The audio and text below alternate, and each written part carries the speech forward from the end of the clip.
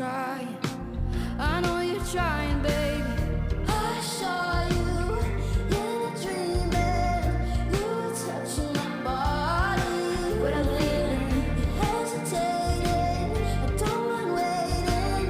You're everything that I want. I spend the whole time sitting in the silence. That's what makes you safest. Do it all to save us. I'll spend the whole time sitting in the silence. That's what makes you safest. Do it all to save us.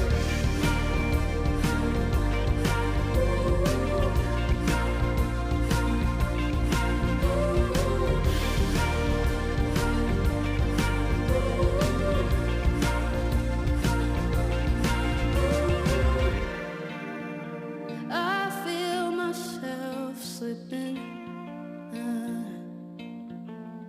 falling into you.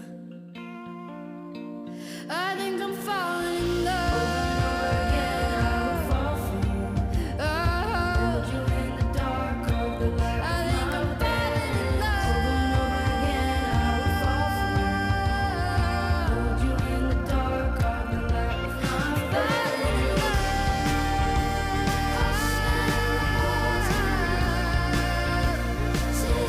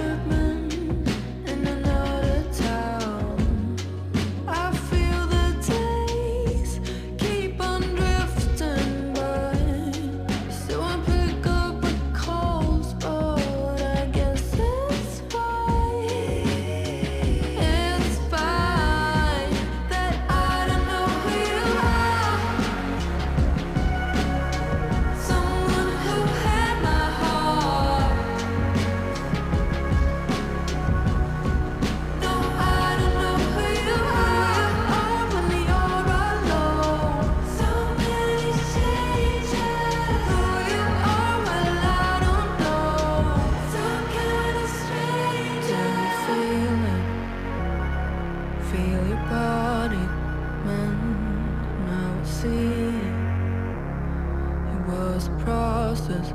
Had to take a minute, overthink it, trouble sleeping, and return again. But someday, I hope we won't be strangers. No, I don't know who you are. Someone who had my heart. No, I don't know who you are when you're alone.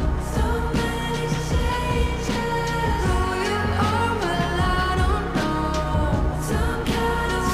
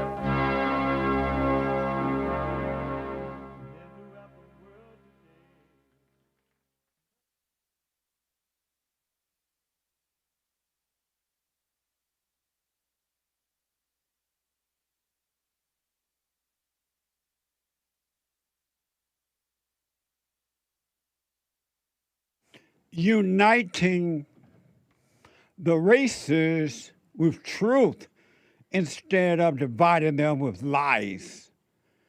We're also rebuilding the family by rebuilding the man. I am JLP Peterson. Good morning. How y'all? It's Monday again. And you can get involved by calling 888-77-53773, 888-77-JESSE, Jesse, Jesse.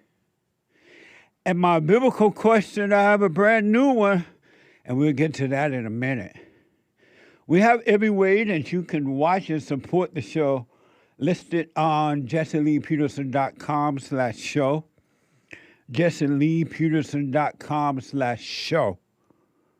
And if you're out and about and doing whatever it is you're doing, and you just got to run around because we are heard around the world Monday through Friday, 6 a.m. to 9 a.m. Pacific time. Different time zone for different boats. And so if you got to run around, but you would love to still listen to the show as it is happening, podcast, and then listen on your phone. You can listen on your phone by calling the listen line on TalkStream Live at 605-615-4131. 605-615-4131. And to donate and have your comments read out loud, go to Buy Me a Coffee. BuyMeACoffee.com/JLP Talk. BuyMeACoffee.com/JLP Talk. Or Bond JLP Cash App. Bond JLP Cash App. It's Monday, as I said, and rainy days and Mondays always build me up. What the? And because we love the ladies, Mondays is and will always be Female Monday. Donald J. Trump is now president of the United States.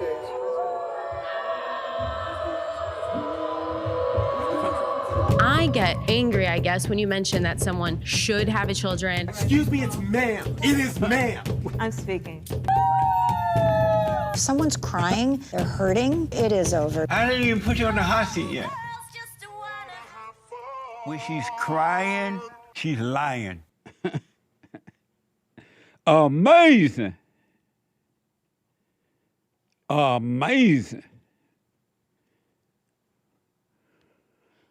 What a spiritual battle. And it's more than your mind can understand or will understand. Cannot understand the depths of really what the spiritual battle is all about. So last week, biblical question, have you ever been angry at your mother for the way she treated your father? Last week, biblical question. Have you ever been angry at your mother for the way she treated your father? And I ask that question because all the time I hear men and women, boys and girls, mad at the daddy for the way he treated the mother. And rarely, sometimes I hear it now, but rarely do I hear you're angry at the mother for the way she treated the father. And so I really ask that question to encourage people, those who want to overcome your hell, to examine yourself, to know yourself, so you can get an understanding of what's going on. And don't forget to be present. Be present. And these questions are put there for you to be present. And so I asked that, and we got some responses yesterday at the fellowship. Amazing fellowship, by the way. I'm not, because it has nothing to do with me. No bragging at all, just appreciation. The fellowship was amazing, a gift from God. If you were not there, be sure to podcast if you want freedom for yourself. You can podcast by going to rebuildingtheman.com/church. rebuildingtheman.com/church. It was amazing. It was a gift from God. I couldn't believe it. But I've always, for the last 36 years, have had great appreciation for the fellowships. Sunday fellowship, men fellowships for men only on the first Thursday of the month, women only on the third Thursday of the month, and counsel. I've always, because I'm always learning, always. So check it out, rebuildingtheman.com/church. And I have a brand new biblical question for this week. All I got to say is, oh, Lord, not yours, Lord. But an amazing biblical question for those men and women who want to be free. And you can be free if you want it. The life you have it because that's what you want. You have your misery because you want your misery. Who will I be if I didn't have misery? If I didn't have worry, doubt, insecurity, suicidal thoughts, stress, anger, resentment. Who will I be if I gave up all thinking? You say. So you have the life you want. Who will I be if I didn't worship Mother Mary or the saints? They say they make people to saints, and because the preacher say that's a saint, the father would believe that it's a real saint. Well, I'm not laughing. That's what you want. That's the life you want. Amazing. The brand new biblical question. It's amazing to me that somebody can tell you that that person's a saint and you believe it because they said it. And you start calling that person a saint and then you pray to them. You know something's wrong upstairs. The lights are on, but nobody is home. What the? I'm just saying. Brand new biblical question. Jesus said to deny yourself. Jesus said to deny yourself. What does that mean? What does it mean to deny yourself? This is so profound. If Jesus was here in person, I would shake his hand. I would give him a fist bump. And I would say, that's amazing, Jesus. What the? To deny yourself.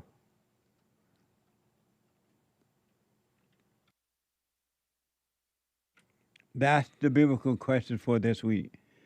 Women's Forum this Thursday night, this coming Thursday, the third Thursday of the month. That's amazing. It's the third Thursday of the month coming up. This Thursday at 7 p.m. Let me go to first time caller Rachel out of Louisiana. Rachel, you are on the air. Hey, Rachel. Hello. You are on the air. Hey, Jesse, how are you? All is well, Rachel. I have a lot of questions for you, Jesse. Okay. My husband and I, he's been listening longer than I have, and he kind of woke up to your message. He very much told me how the cow ate the cabbage and said either get with it or pretty much go. And that was a full 8-hour-long phone conversation in the middle of a work day. So it was a big decision I had to make, but obviously I listened to him. He told you that you have to get with it or go? Pretty much. Okay. Yeah, he did. Meaning that leave him? He didn't have to give me the specifics. I kind of got the message of I need to listen to my husband, or Okay. All right. Go ahead. there wasn't anything for me there. So him and I were very much children of Satan when we entered the marriage. Yeah. You know, he woke up first, and then I saw his lead and followed. But were we able to see that we were evil? Why were we afforded that opportunity to see that in ourselves, to be able to wake up? So you see for yourself that there's evil in you? Oh, yes. Well, the reason you're able to see it because you wanted to see it. And God only bring the light to those who want to see. So that's why you see it. Because most men and women do not see that they're evil. They see themselves as being good, but it's really evil. So you see it because you wanted to see it, and you invited the light to show you. Is that just a God-given want? How was I given that desire to see it? Because you wanted it. Okay. Well, I'm why just you? thinking like Go ahead. we grew up Bible thumping in the church. We did all the right things. Why don't they see it? I don't understand how because they act like they want it. Okay, Yeah, but when you were Bible thumping in church, you were not doing anything right. No, we weren't. You said it felt right. It you certainly said you felt were doing right. all the right thing, but you were not. And you want to know why the Bible thumpers at your church don't see it, but you see it, right? Is that your question? Well, we don't belong to thumping church anymore. I'm just speaking of the general they don't. population, Christian population. The Christian population don't want to see it. If they wanted to see it, they would see it. They don't want to see it because they have been caught up with religion, and they have been deceived to believe that they have it because they're into religion. So they're getting what they want. They don't want the truth. They just want ego feelings and call it the truth. So that's why they don't want to see it either. They have the life that they want. Okay, I guess that makes sense. Yeah, they don't want to see it because if they wanted to see it, they would do what you and your husband have done, and to get to know them yourself and admit that you're evil and then go and forgive and be free. But they don't want that. Who would they be if they forgave and they were not able to judge and hate other people? They don't want to love. They want to hate and pretend that they love. Yeah, it certainly seems all sunshines and rainbows when you're in it. Right, but it's just darkness and hell. Oh, yeah.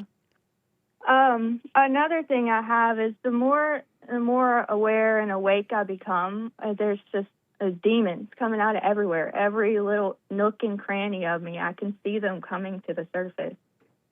And, I mean, obviously don't judge them, but what do I do with that? I see them come out of me, and I see them, be expressed onto my children. When I'm in that moment, how do I handle that?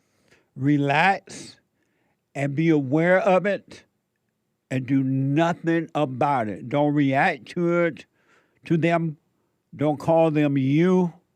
Don't argue with them. Don't fight with them. And when you do that, you allow the spirit of the truth, the spirit of the light, to fight the darkness for you, and he will take all the darkness away from your mind, and you'll be fine. Don't yell at the children. Don't yell at yourself. Don't yell at your husband. They want you to overreact so that they can stay alive inside of you and give you a false feeling that it's you, and it's really not you. They're just thoughts. That's all it is, demons. And the fact that you can see them, be glad to see them, but do nothing about it. You want to see the darkness, and you will see that the darkness has no power, no nothing. It is an illusion. So be glad to see it, but do nothing about it.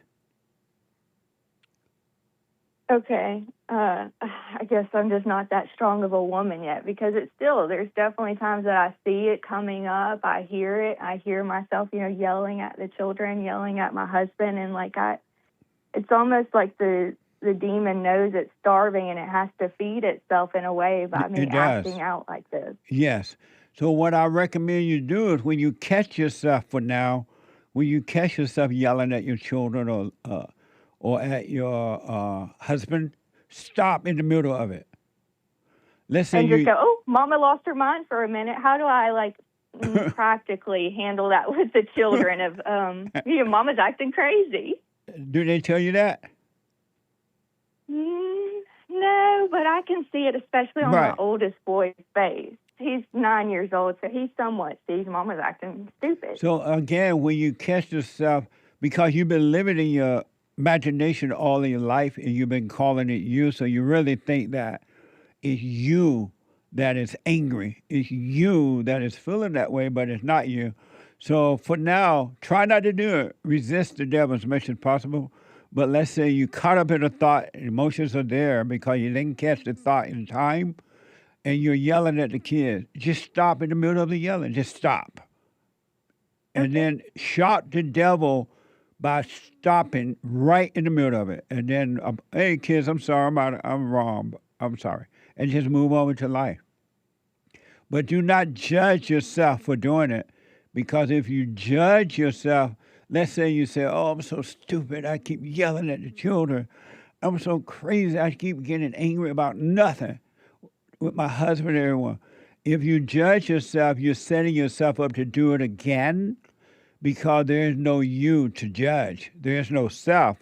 You're judging a false self, and that's vanity, that's ego. And stop being so vain. Don't judge yourself. There's no one to judge. There's no one there to get mad at all. But because you have the false identity, you think that you are getting mad at you because you did some stupid stuff, but you didn't do it. That's an image, a false image. It's not even real. That's all the not me. Yeah, absolutely. You're not your thoughts are all lies all the time about anything. You're not your body. You're not your emotions. Those emotions are not you. I know you feel them in your body, but you're not the emotions and you're not the body. Okay. I'm still working on answering that question of who are you. I don't have that one figured out, but I do for certain know the not me. I know there's lots of little not me's, and it seems more and more pop up. When you see who you're not your thoughts, you're not your past, you're not your future, you're not your emotions, you're not your body, you're not your color, you're not your femaleness, you're none of those things. When you see who you're not, who you are will appear and will be without question. Okay. All right. Going along with the kids. How old are the obviously, kids? I know we have a 9, 7, 5, 2, and 1-year-old. So they're back to back. Right on. Yeah. Obviously, I know they're going to have to forgive me one day, and I don't want to be like, you got to forgive your mama one day. Are they just going to recognize that on their own if they see it? Obviously, they hear us listen to you, so they hear it, on church and radio shows, but that's not my place to tell them, I feel like. You can say to them, again, try not to yell at them or be all emotional with them. And if you do find yourself see it happening, stop in the middle and then, hey, I'm sorry, kids. And then tell them, don't be mad, speak up to me, but don't get angry, because you don't want to become like this. And then you don't want to become like me. And but you don't have to say that all the time. You just stop doing what you're doing. And because they're kids, they will forgive you. They're young enough to forgive, but if you keep apologizing and doing it over and over again, they will get to a point where they will not forgive you. And then maybe once they become an adult, responsible for themselves, they may forgive you. Most people don't forgive when they become adults. They get worse. Mm-hmm. Only a few really do self-examination, and then they forgive.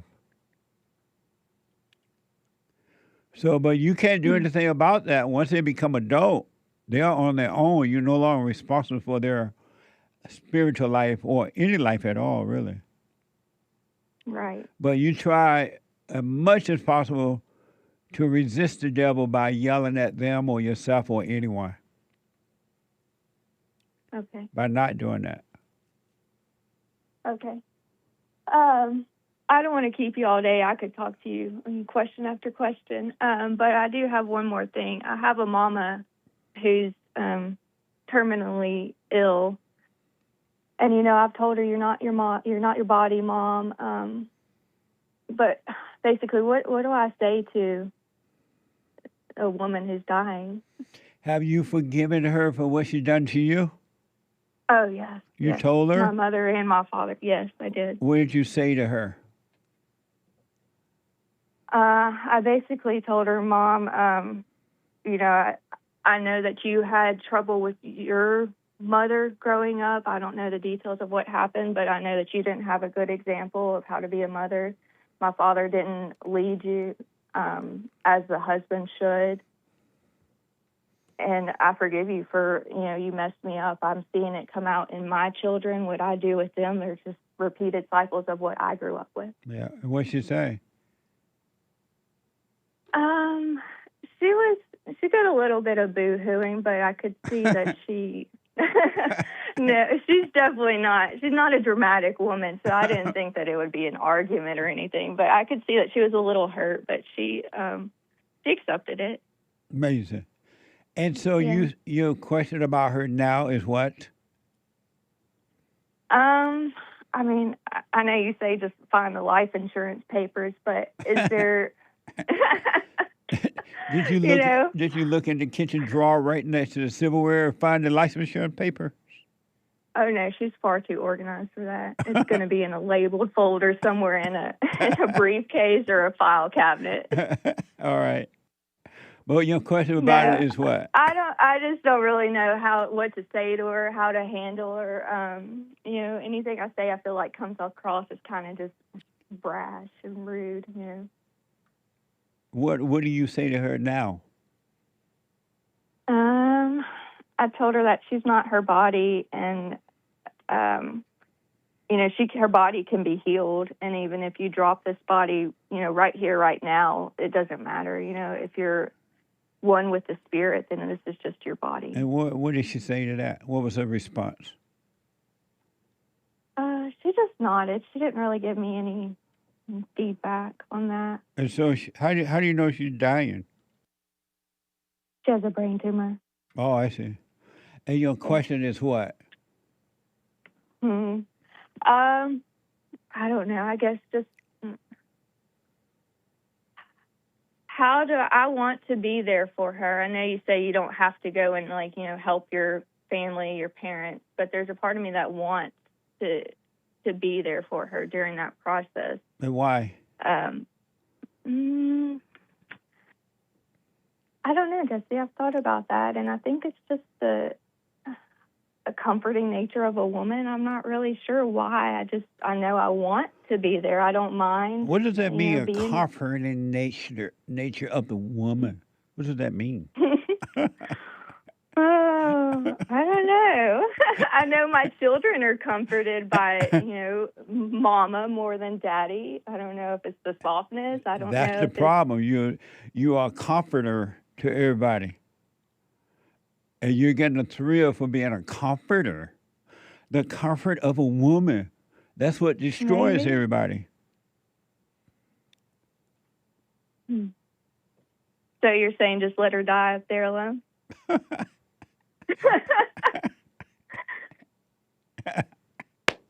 See, that's so, like, that comes across so rude and mean to, you know, everybody else, but it's just, it's real talk. It's talking.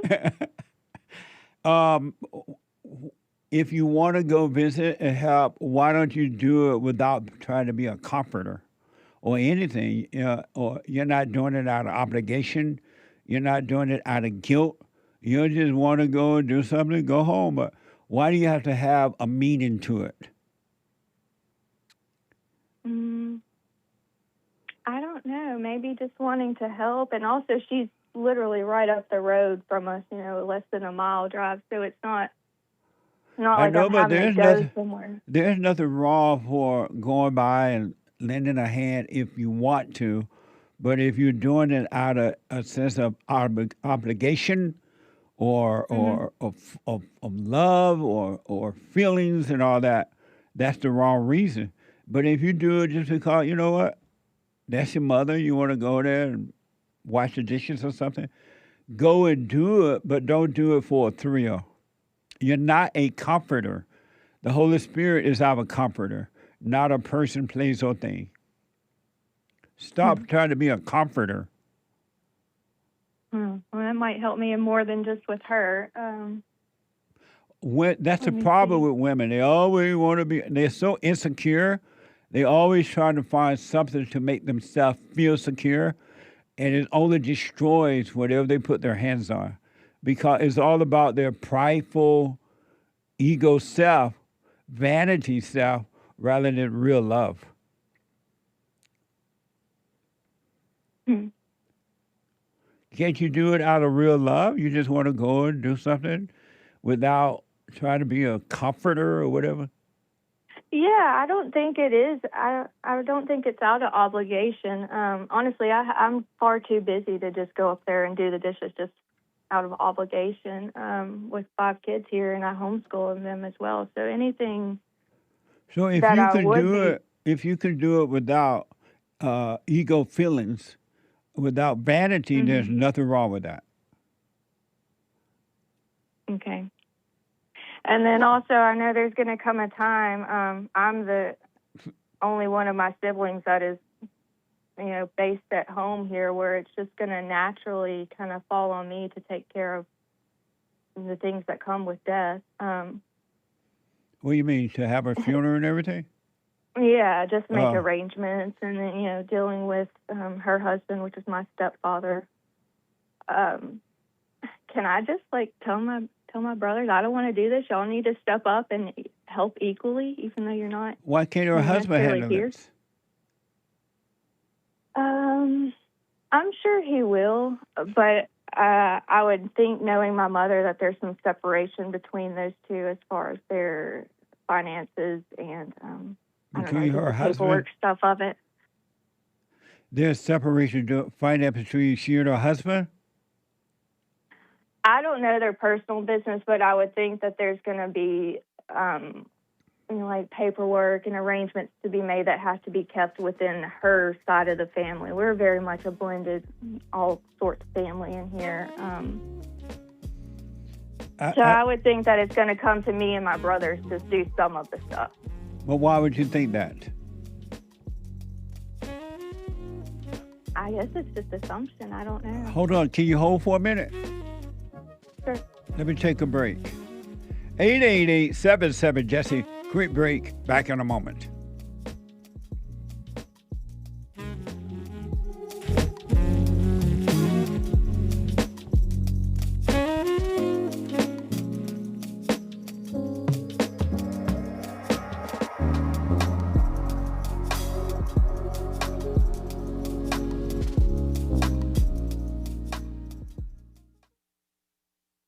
Hey, listen, before I ask my question, I want to thank you so much. The silent prayer, I'm 50 years old. At home, we have a 16-year-old, 14-year-old, and a 10-year-old. And I got to tell you, introducing the silent prayer to my family, instead of just sitting down and saying the same old prayer over and over again before we eat our meal, to just be silent, bringing all thoughts into captivity. Brother, that has been such a huge, huge blessing in our lives. I just want to encourage anyone to try that out. It's amazing to look around after we've done our silent prayer before we eat, to see the excitement in my kids' faces, like, oh yeah, Dad, I had a bunch today. Or the other one will be like, yeah, I had a couple things that I've been thinking about. It really takes root, Jesse, and so I want to thank you so much, and ever since then, it's been absolutely amazing. So thank you so much. You're welcome, Tony. Stay with it, stay with it, stay with it. You're going to know God and His love. It's going to be amazing, man.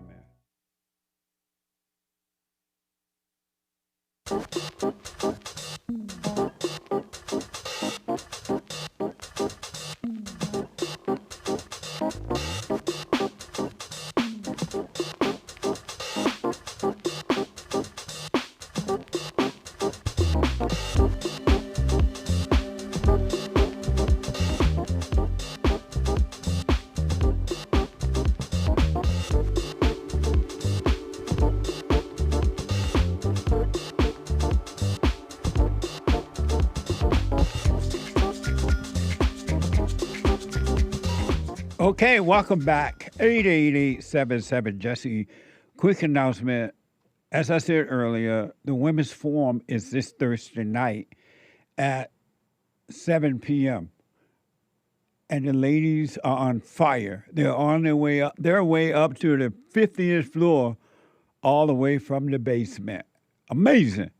So come on down. The Lord is willing and the creek don't rise. We will be having a meeting. And then the Hake Report is coming up at 9 a.m. this morning. The Hake, Hake report.com. And the Hake Report is on fire. He white. He's on fire.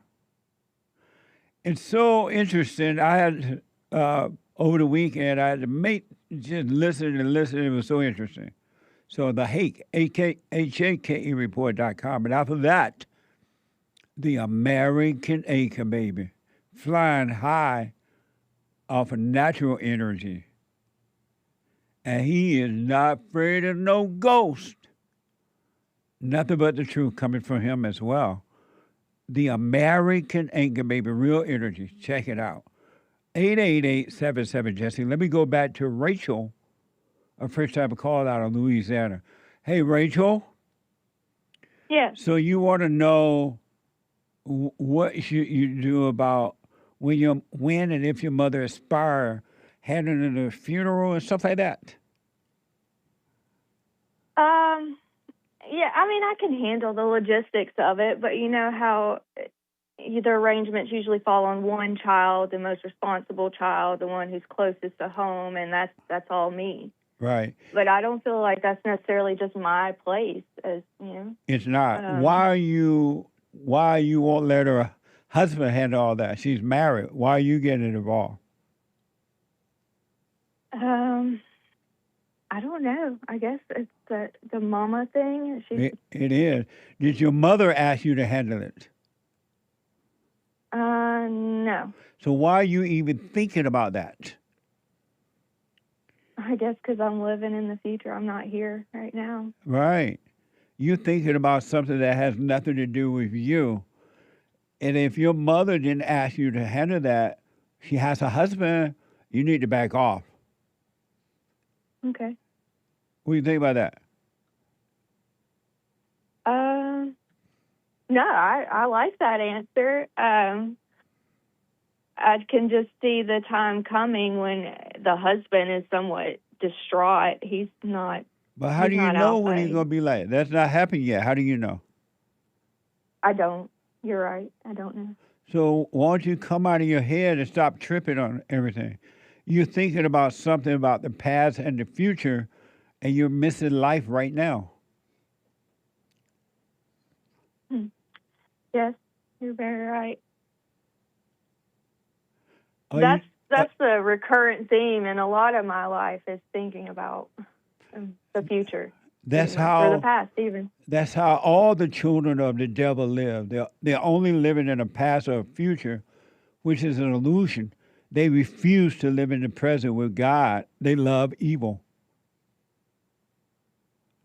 You're thinking about things that doesn't even exist. And you're trying to figure out how I'm going to do this, how I'm going to do that, and it doesn't even exist, rather than waiting to see and deal with it as and if it happens. But not even thinking about tomorrow at all. Yeah, I'm with you on that one. I'm working on it, Jesse. Definitely working on the staying present. And that brings me to another question of being a stay-at-home mom with, 5 kids running around homeschool all day long. They're around me. When they were younger, I was able to kind of stay more present with the quietness of, smaller children throughout the day. Like you say, stay present, pray throughout your regular day. But as it gets, just older children, louder, more children, I'm struggling with, staying in prayer throughout the day, finding those little pockets of quiet to be able to get into that prayer. And what's your question about that? I don't know, Jesse. That's something I've noticed is there's not a whole lot of stay-at-home mama listeners that I hear on church or the radio with a bunch of kids, and I'm looking for some practical advice from other mamas. The practical advice is to stay out of your head and just live. If you just stayed away from thinking, except practical thought, making breakfast, lunch, and dinner, teaching the children how to read or write, if you just stayed out of your head, you don't need to hear other women saying that. The light will shine in you and the light will show you. But you won't stay present with the truth. You keep drifting off into your head, hoping for something else. So you're saying throughout those tasks throughout the day of caring for children, every minute of the day is pretty much devoted to something for them.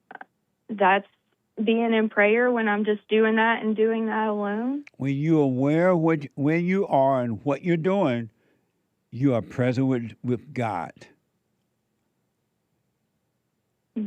Okay. Do you do the No, silent I see what you're saying. What am I saying? Yes, I do the silent prayer. Okay, what am I saying?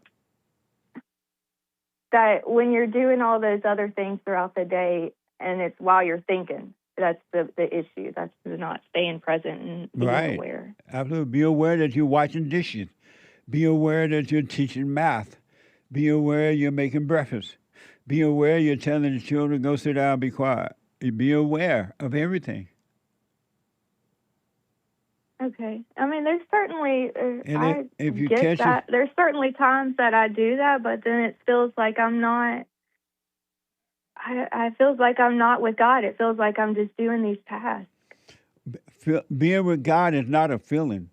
If you're feeling, then you're not with God. That's a thought. That's another thought. Yep. Oh, man. Sometimes, Jesse, I just shake my own head at myself. I don't blame you. I understand. Be like, what the? Yeah. And listen, don't make being present or anything a big deal. Just live without making anything a big deal. Nothing is a big deal. Okay. And when you sit and talk to your husband about these things, what does he say? He explains it like you do, Jesse. He definitely has a way of, I guess, dumbing it down for me to put it into my own thinking, just because he's been with me so long. But he tells me the same thing, and he told me to call you. So okay. I was shaking in my boots to call you, but he told me to do it. So. Well, just relax and let all those thoughts pass, and just know all thoughts are all lies all the time, and do nothing about a thought when it comes. And if you're caught up with one, it was only because you didn't see it, and it fell into the emotion. Just realize, wow, I'm emotional. I'm into a thought, and relax and let it pass. Go on about your day. Keep it simple. Okay. Amazing, huh? It is. It really is fun waking up. It's some days are more difficult, but it really is overall fun.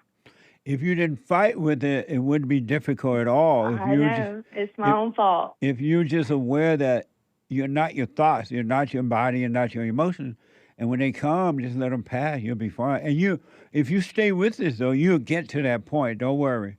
You will get to the point where you know it's just a thought, and then all thinking will disappear. So don't worry, don't give up. It is working. You just stay with it. Okay.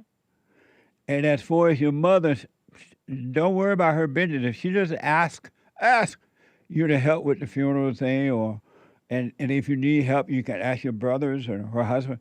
But don't think about that now.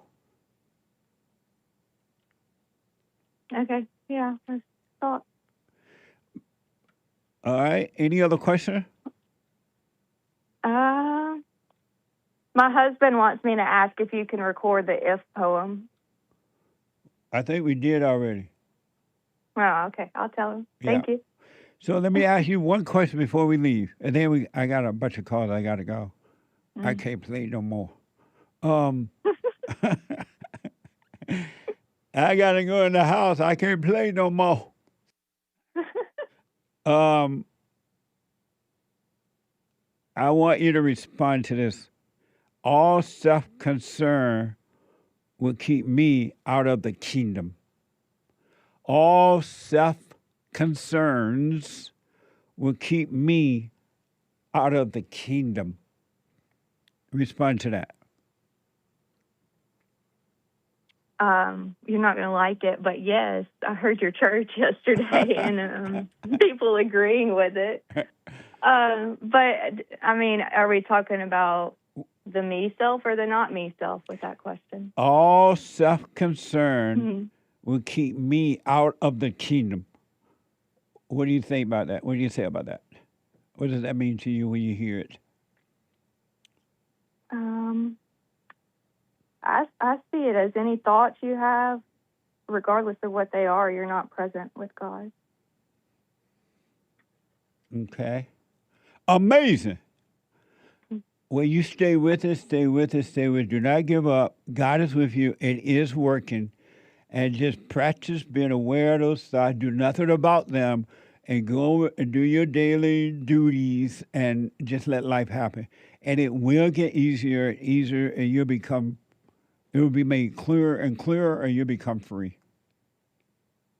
Okay, Jesse, thank you. All right. Good to talk to you, Rachel. All right, bye. Bye now. 888-77 Jesse. Let me go to Ohio and talk to Selena. Selena.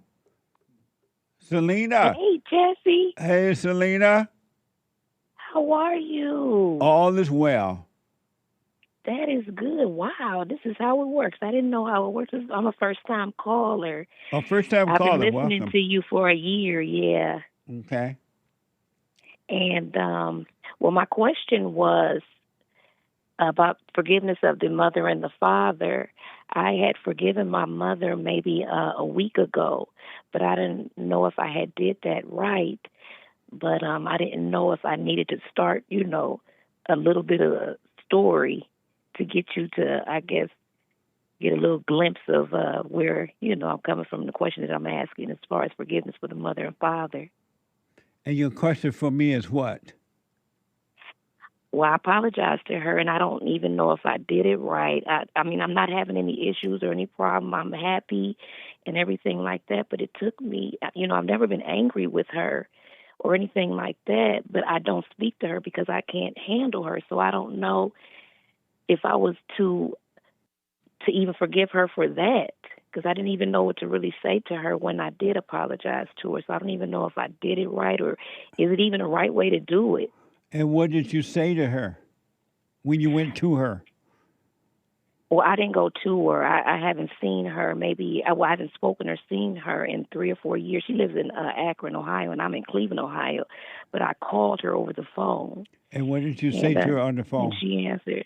And I said, hey, Mom, long time, I haven't heard from you. Okay, it's good to hear. And I said, yes. And I said, Mom, I just wanted to call, I just want to be brief because I'm taking a break from work real quick. And I just wanted to call and tell you that, I apologize for hating you for not being a good mother and neglecting me.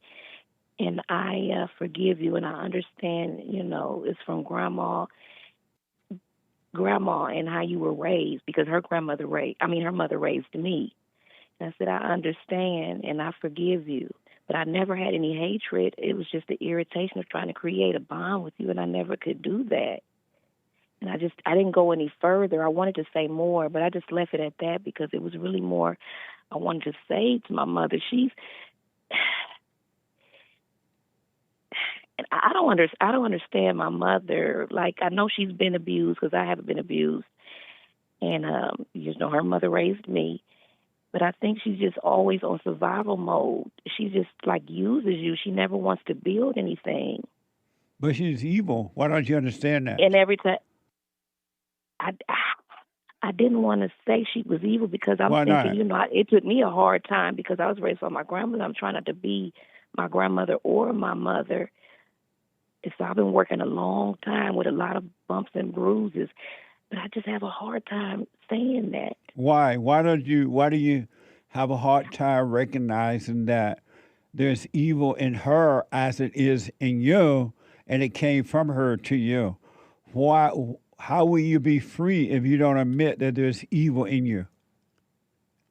No, oh yes, I do admit that it is evil in me. But why don't you Listening to admit that you, it's evil in your mother, and she can't help herself in the same way you can't help yourself? I do. I admit that. Admit I what? admit that. I admit that she is evil, but I have a hard time because I'm evil. And it's just like I not feel bad because I'm keeping myself away from her because it's so hard to have the relationship with her. So I feel like, okay, I apologize. Now, do I start talking to her again? Or building it? No, Because as soon only as I if said you it, want to. Don't talk to her out of any sense of obligation. Your only responsibility is to not hate her. And when you don't have okay, anger, you have love. When you're not angry because you're not understanding. When you love, you and God are one, and you just go now and live your life. Wish her well, but you don't have to hang out with her. You don't have to call her. Just don't resent her. Don't be angry. okay. And then Jesse, I also had another question. I agree with that, and I do feel good about that, and I do feel like I'm on that path. Yeah. I just needed to let go of being feeling guilty for not speaking with her. And Because who I do feel love her, guilty? Jesse, and I'm not mad at her at all. I just feel, but you know what? I'm going off of how she feels about me not speaking to her, and I want her to know I love you. I just can't. I can't do it because you use me. You're not trying to build a relationship with me. Every time I get anxiety when I'm with you. And I just can't deal with that. And I got 5 of my own, even though 3 of them are gone. I got 2 left. One's graduating, and the other one's starting high school. The last one, the baby boy. But and I also told them that I've been having problems with relationships. I have 3 dads for 5 of my children. I had the first dad is from college. That's my firstborn. He's 26. He'll be 26 in December. My secondborn is from my elementary on up to college, high school sweetheart. And the third one is I was married to him, and I have 3 by him. And currently he's taking me to a court for custody for the last one because the firstborn of ours is in the Navy, and the second one, like I said, is getting ready to graduate from engineering school, and I have this last one. So how old is the last one? He's getting ready to be 14, the 24th of this month. So why is he taking you to court? Why don't you just tell him to come and get him? You can have him. No, Jesse, he can. I don't speak with him. So why are you going to court then? If you can have him? Yeah, he's taking me to court because I think Jesse. I don't know. I'm assuming he's always claimed the kids on taxes. He's always done that. Right. And so we're not together anymore. We're separated. He's currently married. And I've always asked him, can I get a little bit, at least $3,000 from it? $1,000 for each of the kids that we have together. When you get it, that's all I need. You don't even have to think about me. Put it towards the kids. You can even make an account or something. But every time, can we split it? And he wouldn't respond to anything, and it would always cause me trouble. So I just let it go, and I don't speak to him anymore because I can't communicate with him. But do you and I've been have listening to what you say about, Do you have a women are problem evil. with him taking the son? And No, Jesse. So why don't you contact I'm him? lying, Jesse. What? Well, what happened is You say you're lying? Yes, I'm lying. I'm lying about because we were together for 15 years, and he was very abusive. I don't want to point any fingers. I've had listening to you, Jesse. You do say women are evil, but I feel like the way I responded to it was evil. His abuse, and I think I stayed because I was. The foundation I grew up in was narcissism. I don't want to know about my father because he's passed, and I just hear stories I don't know for myself because I left Alabama when I was 6 from the foster home into my grandmother's home. So I don't know. So I forgave my father. Let me ask you this. When you say he was abusive, give me an example of abuse. Oh, boy. When I was pregnant with the second child, which is graduating this month, he I don't want to use the word beat. He put his hands on me for Christmas when I was just 2 months pregnant with her over an altercation that we had at his sister-in-law's house.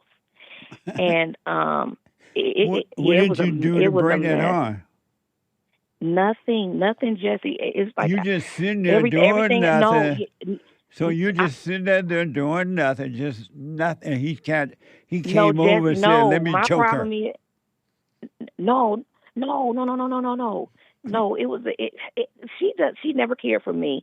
It was a whole mix up with the Christmas thing where it's supposed to be at my house. And then she said, "Oh no, it's supposed to be at her house." So I grabbed all the food that I cooked and canceled my Christmas thing, went over there to her house. But I've never had a problem with her. She's always had a problem with me, and I don't understand why. I've never had any issues with her, arguments or anything. It's just that she would always pick and just raise situations within her family, or his family. And that, I don't know, it just all exploded. I came over there, and everybody that came over, she just kept repeating how I was disrespectful, and I was trying to have everything in my house. Well, let me and do I never, this because I never responded. I know, but let me tell you this because of time. Is Yes, that the life that you have is the life that you want. The misery that you have is the misery that you want. And if you want a better life, a real life instead of the fake life, you got to drop all your anger, stop arguing, and just live your life. Anger and everything, and I don't, and I'm there, because I said I'm going to court. I'm not going to say anything. I'm just going to do what they do because I don't understand. I told the judge for the preacher, I don't know, I guess that's what it's called. I said I don't understand why we're here. I don't have any problem. I do not speak with him. Selena, hold on a minute. Can you hold? Okay. All right. Yes. And then I want you to get to the questions you have for me. All right. 888-7753-773. The hate news is coming right now. Not the fake news, but the hate news. And I'll be back in a moment to your phone calls and your super chats. Back in a moment.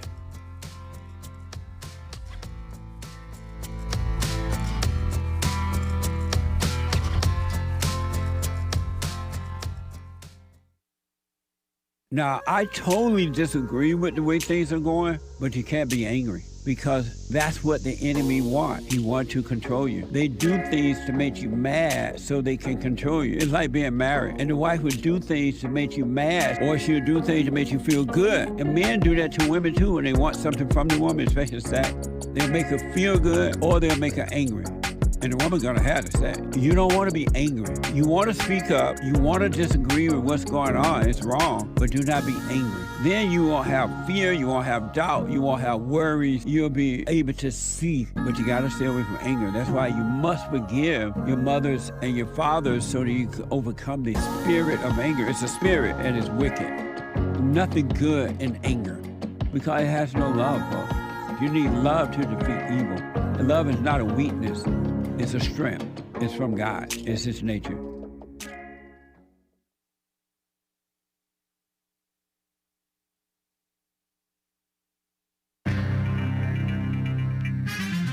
There is some serious mess going on in this here world. Am I right? Or am I right? This is the end of hour 1 of Female Monday, the 18th of May, AD 2026. And 4 crew members, according to ground news, ejected safely after 2 Navy jets crashed. I'm doing like almost a head-on collision, but that's not what it was. Not what it was, I guess.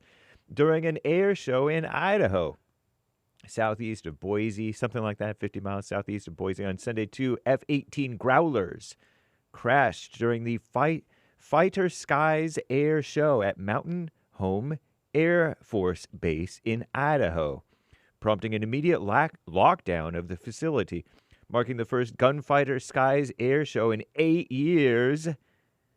The event returned following a 2018 accident that, you may remember this, maybe, that killed a hang glider pilot. I'm not sure if that made national news. I don't know why it wouldn't. Seems like it might have. Initial reports indicate the jets collided mid-air roughly 2 miles from the base, with witnesses observing 4 parachutes deploying successfully as smoke rose from the ground, because those jets went down pretty quickly. Initial reports indicate jets collided midair roughly 2 miles from the base, like I said. Announcements at the base confirmed all pilots and crew members parachuted safely and are accounted for. Emergency crews, including a helicopter, responded to the scene as an investigation began. The Mountain Home Police canceled the remainder of the Fighter Skies air show and urged the public to avoid the base while responders continue their work. I was scrolling on Instagram and I saw somebody sharing the thing where they were about to crash. I'm like, oh no, I don't want to see it, because I thought after I saw the headlines about them crashing, I assumed that they had died in the crash, but no, they did not. Whew. Anyway, Senator Bill Cassidy, a Republican, an anti-Trump rhino perhaps, I don't know, he loses the GOP primary. He got primaried in Louisiana as the Trump-backed Letlow Fleming makes the runoff. We shall see what happens. I'm not sure what this Letlow Fleming guy... Oh, Letlow and Fleming. That's two different people. Okay. Letlow is the Trump-backed guy, and Fleming is the other one. John Fleming is the state treasurer. Trump endorsed this, apparently a woman, hopefully, maybe. Not that I'm hoping that it's a woman, but Julia, hopefully that's a woman's name, right? Julia Letlow versus state treasurer John Fleming captured the top 2 spots, respectively, over in the Republican primary. Interesting. Crazy. In his concession speech, Bill Cassidy delivered a sharp critique of our greatest president's character, while noting the state's newly altered partisan voting rules had caused widespread confusion among his supporters. Sounds like excuses for losing. And Trump is intensifying his effort to unseat Thomas Massie. Good luck with that. I don't know. He seems pretty popular, although he is acting a little kooky lately, being all for these women, survivors of Epstein. Trump is intensifying his effort to unseat Thomas Massie following Bill Cassidy's primary defeat. According to Ground News, he endorsed Navy SEAL Captain Trump did, Ed Gallrein, if I'm pronouncing it correctly, Gallrein, to challenge Representative Thomas Massie. And he endorsed this Navy SEAL on Sunday, calling for the Kentucky Congressman Massie to be, quote, thrown out of office, unquote, ahead of Tuesday's primary. Following his recent success ousting Senator Bill Cassidy out of Louisiana, Trump escalated his campaign to remake the Republican Party by targeting members who challenged and opposed his righteous agenda. And I put righteous there because it may not be. Massie claimed AIPAC, American Israel Political Action Committee, dumped $3 million into the race because they are panicked, his word, panicked, by his polling, citing his bipartisan, which means evil, work with Democrat Representative Ro Khanna to expose the Epstein files, which is not something good. I'm James Hake. Now back to JLP, Hour 2.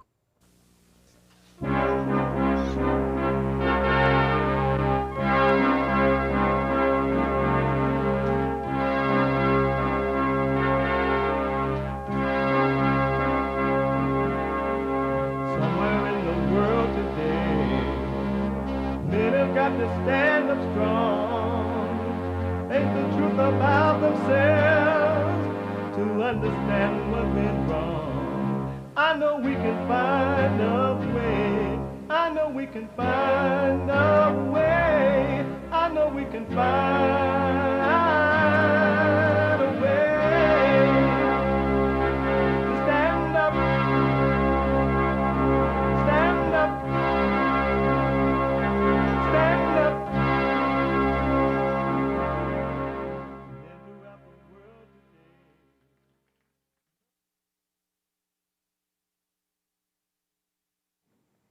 Uniting the races with truth instead of dividing them with lies. We're also rebuilding the family by rebuilding the man. I am JLP Peterson. Good morning.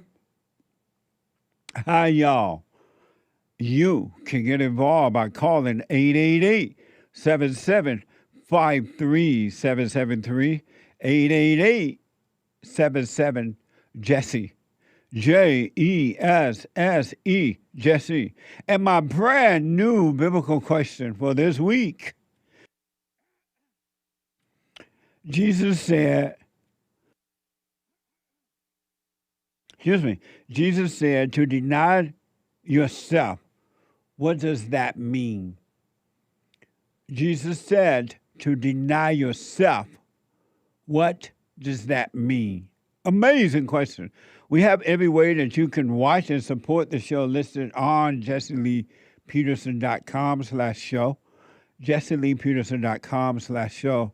And you can, if you got to run around anywhere in the world, you can podcast the show but still listen on your phone by calling the listen line on TalkStream Live at 605-615-4131. 605-615-4131. And you don't have to miss a thing. And I don't want to miss a thing. I don't want to waste my time. 605-615-4131. And to donate to have your comments read out loud, go to buymeacoffee.com/JLP Talk. Buymeacoffee.com/JLP Talk or Bon JLP Cash App. Bon JLP Cash App. It's Monday. And every Monday, and we take all calls, but every Monday is Female Monday. All my life, I had to fight. You probably need a good black woman in the room. My fatness doesn't devalue me. Why?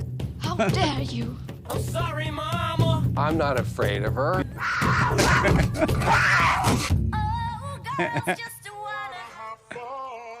Oh, Lord. Rest my case. I rest my case. What a mess.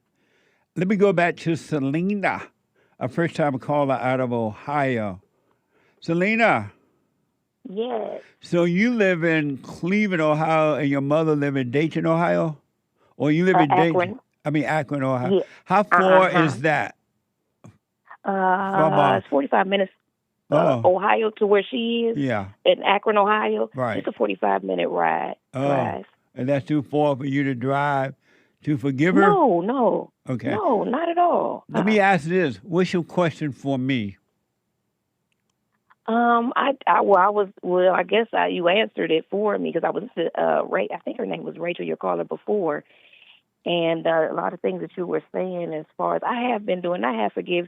This is old stuff. I just wanted to know if I was right, if I'm doing things the right way, because all the fight and all of that crap that happened years ago. The kids are almost grown now, except for the last one.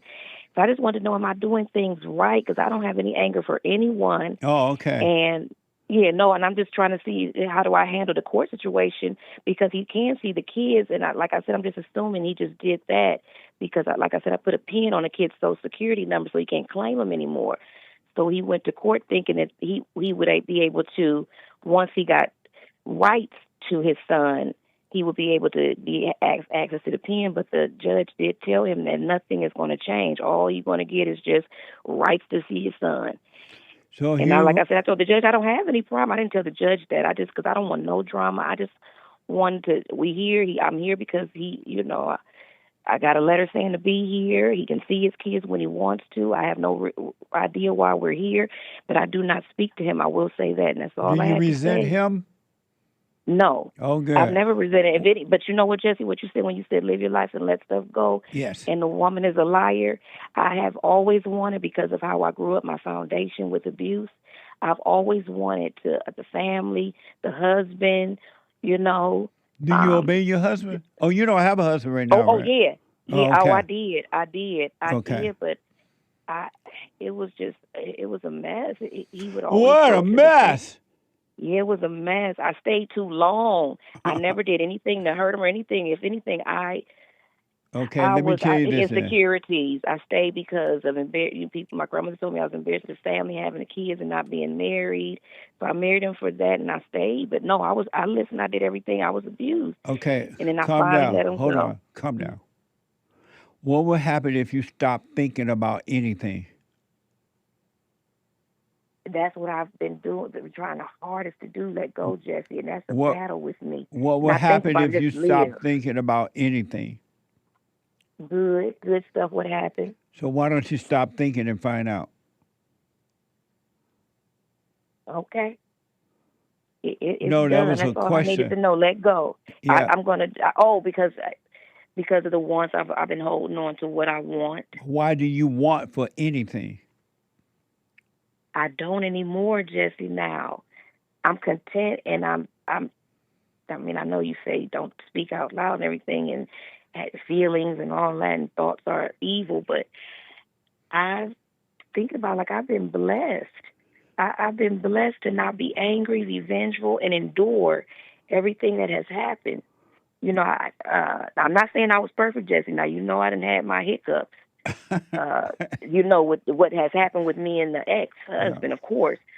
But I can take accountability, and all I've been trying to do is do the best. But I do have a problem with. Are you I doing think the that's silent what it is, prayer? wanting. Are you doing Yes, the I've silent? been every day, Okay. every morning and night, and then I do other stuff too. But I talk to them all day because I don't have anyone except my kids. You talk to and who one all best day? friend. Myself. So I guess I was listening to you. I said, I guess I've been talking to the devil every day. You have been. What you doing talking to yourself all day? Who you talking to? Who are you? Thoughts, yep. Who are you? Ooh, a child of God. No one. I don't know who I am, Jesse. I really don't. I don't know who I am. I'm just living, Jesse. All right. Here's what I recommend, all right? That you get away from thinking. Even with this going to court thing, you have the information you need to carry to court with you, but have a wait and see. Don't think about what's going to happen, what will or will not happen. Just have a wait and see for that and stay out of your head about that, because when you're into those thoughts like that, you are one with the devil. Oh, mm-hmm. And when you went and forgave your mother, you did it right. It was done. But the devil's telling you, oh, it wasn't done right. You got to forgive her again. Don't believe it. All thoughts are all lies all the time. So just watch those thoughts, but let them pass so that the spirit of truth can lead you in life. And Jesse, and then because I've also had this, I agree with that, and I'm going to do that. You agree let with all what? thoughts go. So even let all thoughts go because they're evil, and just live and don't even have any thoughts about this court date. Right. I do agree with that, but I want to let go of the thoughts even I have about why he's doing it. That's right. Because you have that. You just came and picked your kids up. I know, but listen, you going back. From the Navy. Hey. You going there back? Go. Yep. You going back into thoughts. Yep, I did. Don't worry about what's going to happen. Have a wait and see, and you'll be fine. And it'll be whatever happens, you're going to be fine with it. But you got to have wait and see because you listen to the devil. Well, he just picked your kids up, and I told him that. Why he got to go to court? And I told him, stop it. And I've never said this. No, I'm saying stay away from thought. The thought.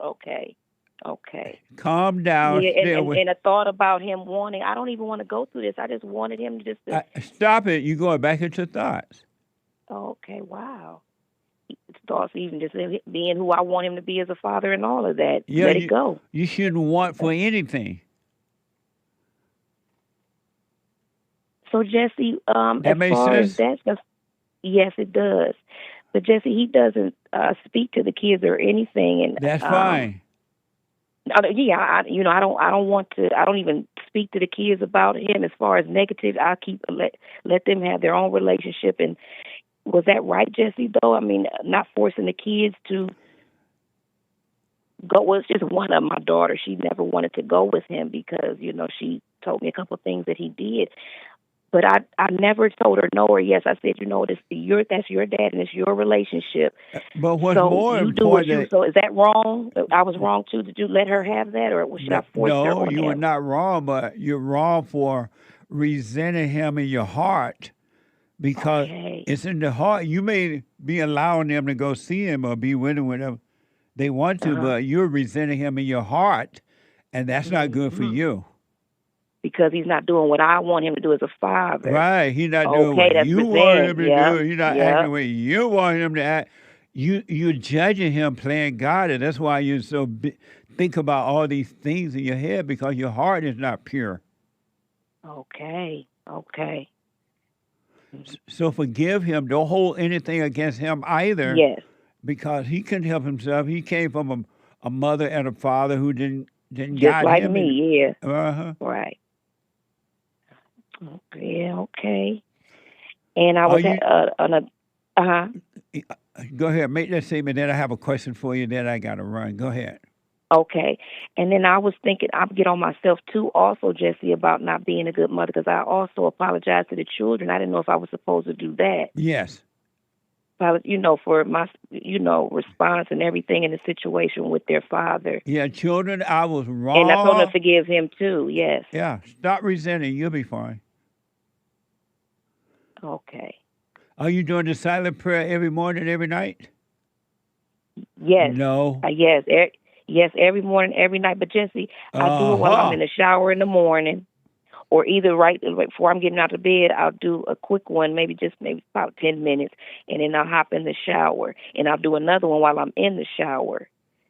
Well, here's what I want to encourage you to do is to, when you first wake up, go wash your face or look around the room, and then take 5, 10 to 15 minutes and just relax and watch those thoughts trying to tell you what your day is going to be like and what you got to do and what happened yesterday.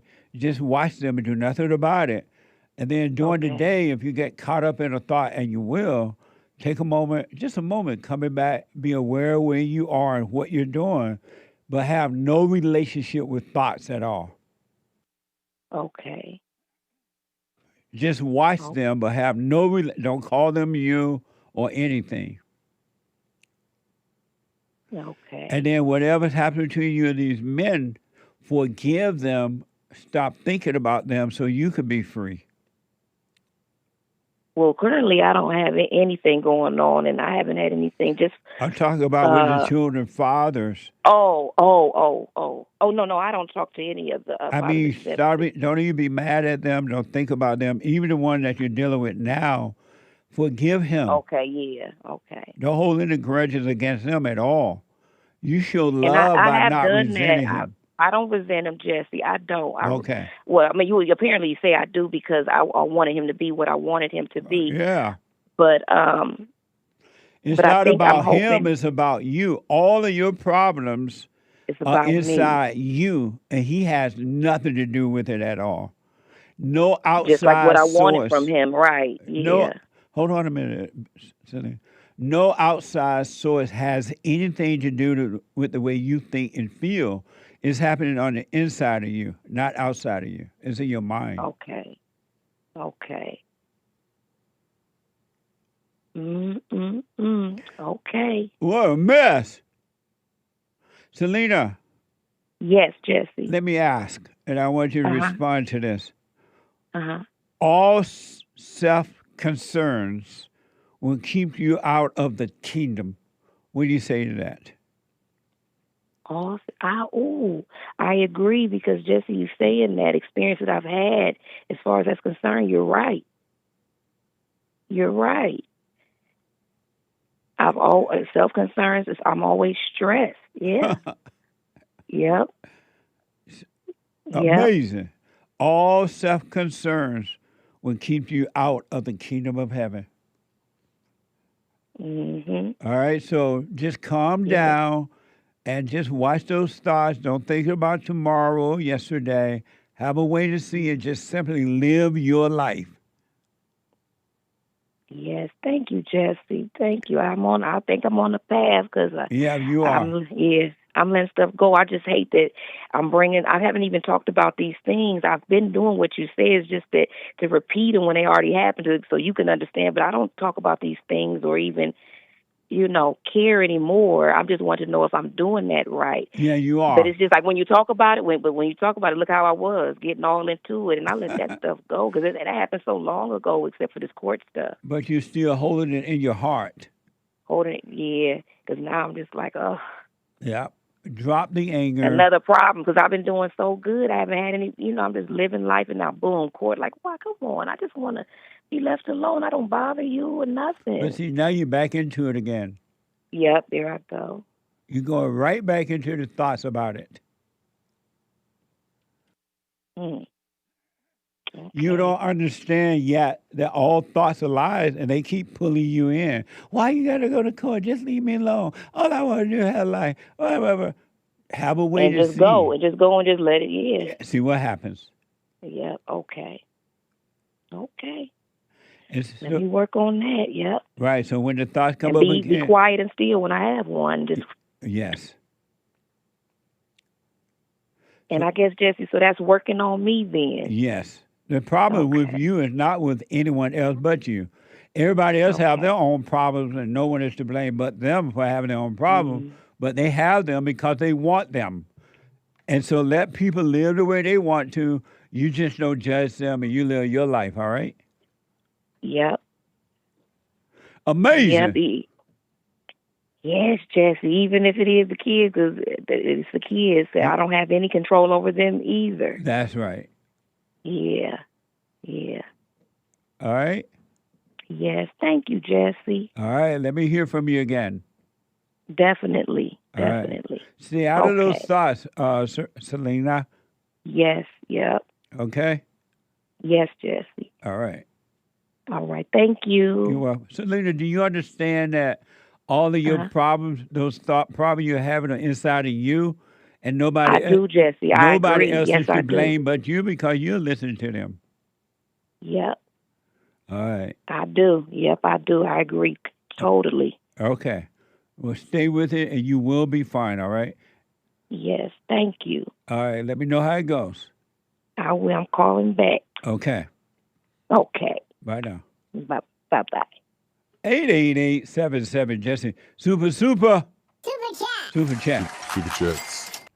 That someone who bought those 50 coffees on Friday that we read about the homeless black man ranting on the train aloud, and then she gave him her leftover Popeyes, and he's like, wow, thank you. See, there are mothers, and she was stunned. She said, you're so right. Forgive your mothers. Yeah. That was Only Love Matters, who says, make sure your name is with your coffee super chats on buymeacoffee.com/JLP Talk so you can be recognized and given credit for it. She said, gypped. I don't understand. Because on Friday we said someone did it, but it was meant to be Only Love Matters bought the coffee. Oh, I see.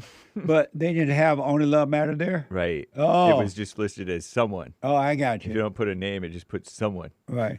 Thank you, Only Love Matter. I appreciate it. Very nice. Yeah. Daniel from Texas, what is that division I am now seeing when dealing with people dispassionately? Is that what being in the world not of it feels like? I'm not connected at all to their emotional states. Why then does it make them so angry and wicked? I see it so clearly.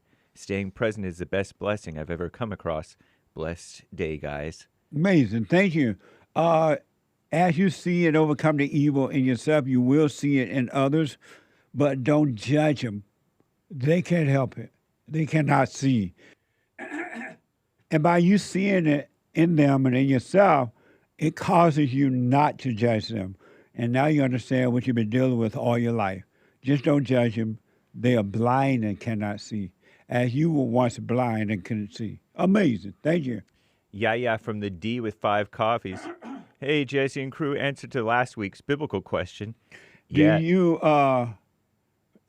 you get mad at your mother for the way she treated your father, something like that? Yes, I did get angry with my mother for the way she treated my father, but it was after she told me she broke up our family. She made my dad look like the villain in their marriage. She used to cry and everything, which truly turned me and my sisters away from him. I now know when she's crying, she's lying. May her soul rest in peace, and I did forgive before she expired. Great relationship with my father now, 20 years. Have a great rest of y'all day, and I love you and the crew. She Black, grinning, thanks, hearts. Amazing. Thank you, and stay with it. Stay with it. Stay with it. Amazing. Lazaro 3. That heifer, and he refers to a caller who called Friday, needs mental help. She resents her father due to her father not allowing her mother to be his god. She's as evil as her mother is. I wish her well. Her father might be homeless, but her and her mother are living in hell. I don't remember the call, but okay. Thank you. That was a woman who said her mother respected her father too much, something like that. Okay. LSA, 10 coffees. Have a blessed week, Jesse. What do you think about water baptism?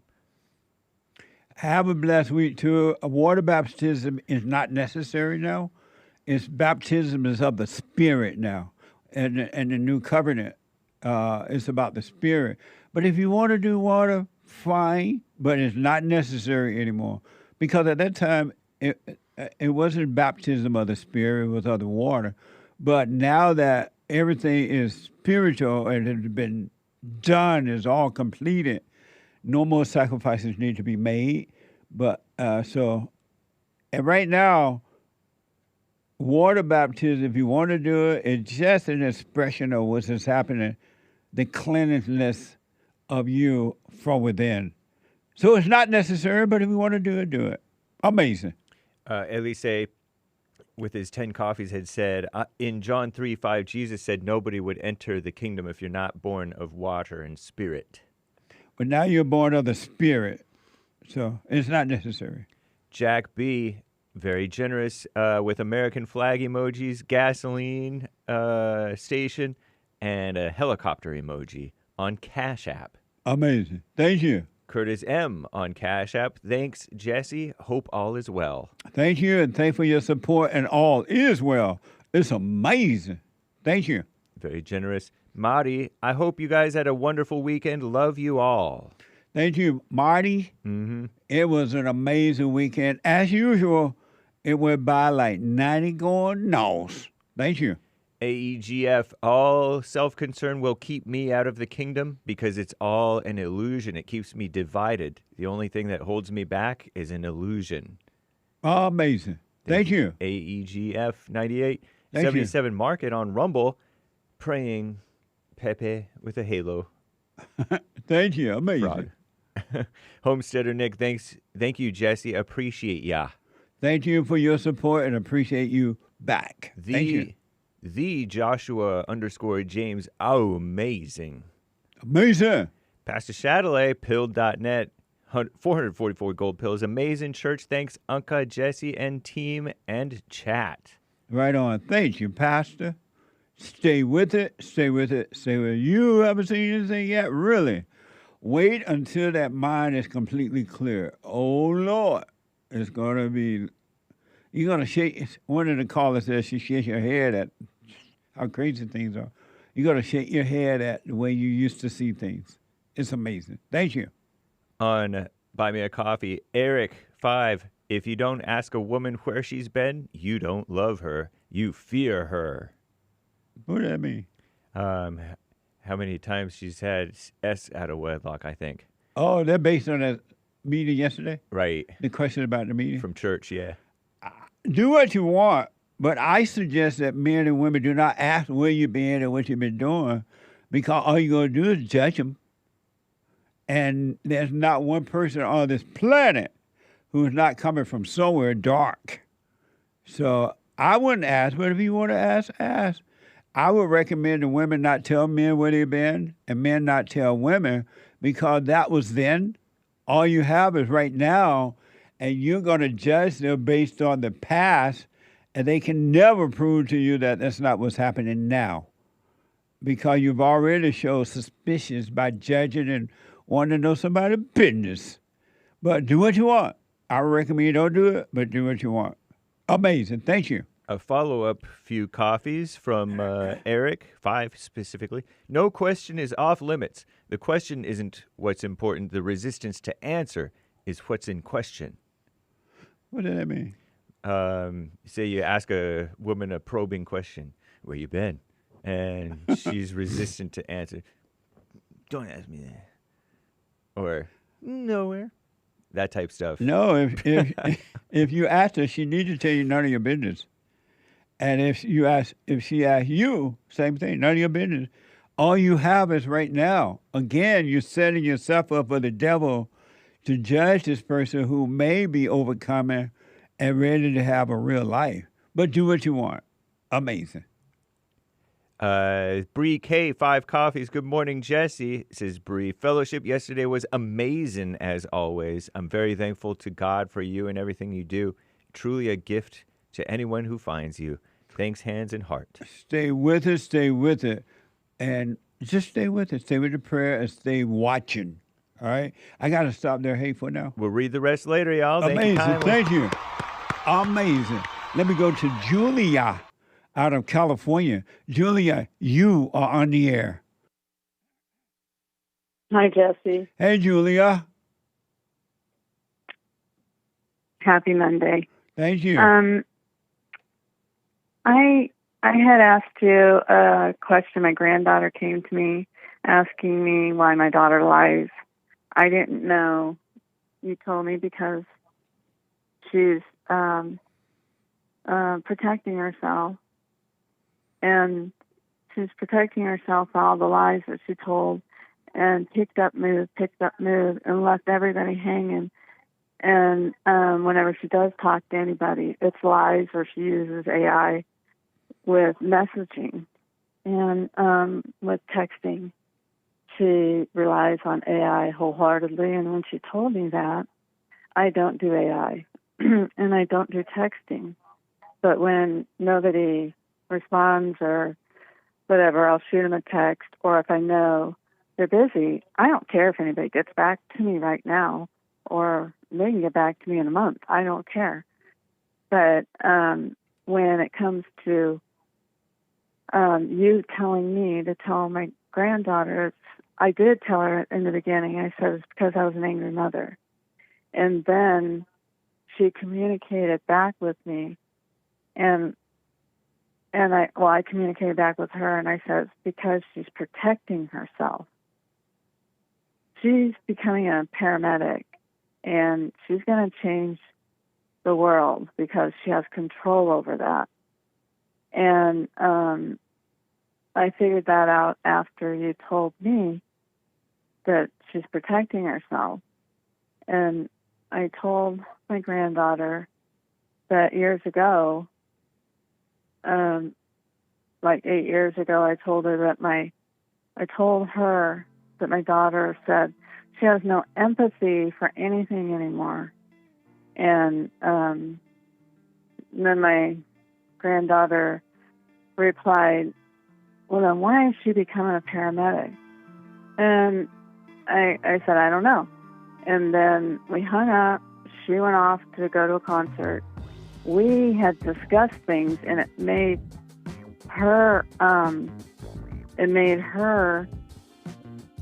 realize all this anger she had, and she started talking about her trauma I don't know about.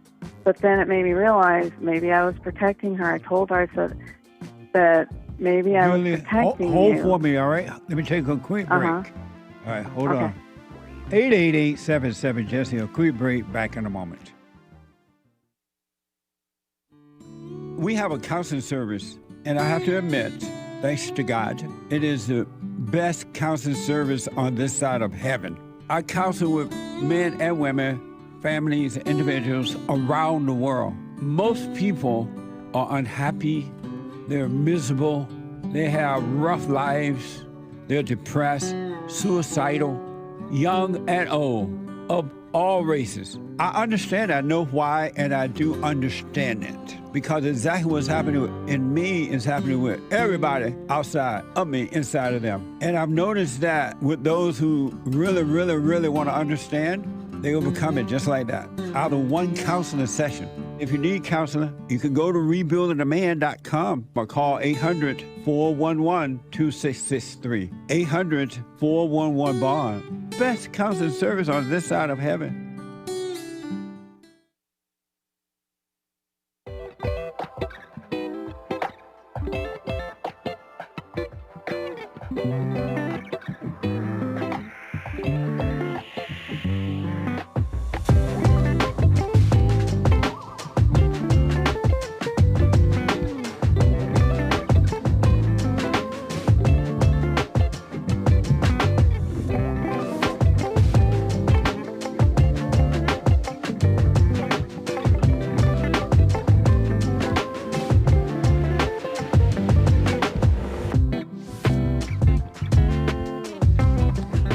Okay, welcome back. 888-77. Jesse, quick announcement.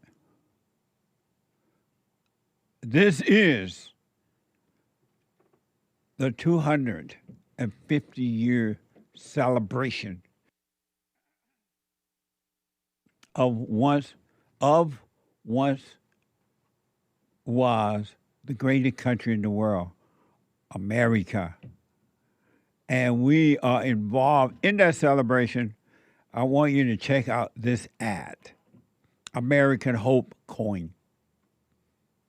Hi, I'm Jesse Lee Peterson. 2026 marks 250 years of America, and they have put my face on this beautiful silver coin to commemorate this occasion. That's amazing. Call 800-411-2663. That's 800-411-BOND. Grab yours now before they are gone.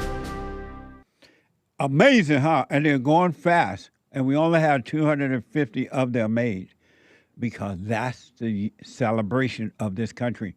So go to jesseleepeterson.shop, jesseleepeterson.shop, or call 800-411-BOND, 800-411-2663. And don't forget to like these videos. I forgot to mention that. And check out all of our merch while you're at jesseleepeterson.shop. We have amazing T-shirts and mugs and books and Punchies coffee, good hats and all kinds of stuff. We are even setting up for the White History Month again in July. It's coming soon. White History Month. All type of T-shirts and everything, tote bags and everything. So check them out. Go to jesseleepeterson.shop. And I will sign the books. The books are amazing. Or go to jesseleepeterson.shop or rebuildingtheman.com/store. Or you can call 800-411-BOND. All right? Amazing. So let me go quickly back to Julia out of California. So, Julia, your question for me is what? How do I handle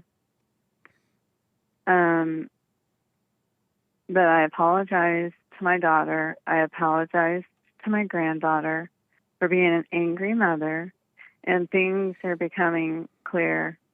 Like you said, stay with the silent prayer, stay with it, and the thoughts. When I can't, when I don't know what to say, I don't know. I anticipate if my daughter's going to call me or not. I doubt it. But I won't text her and I won't call her.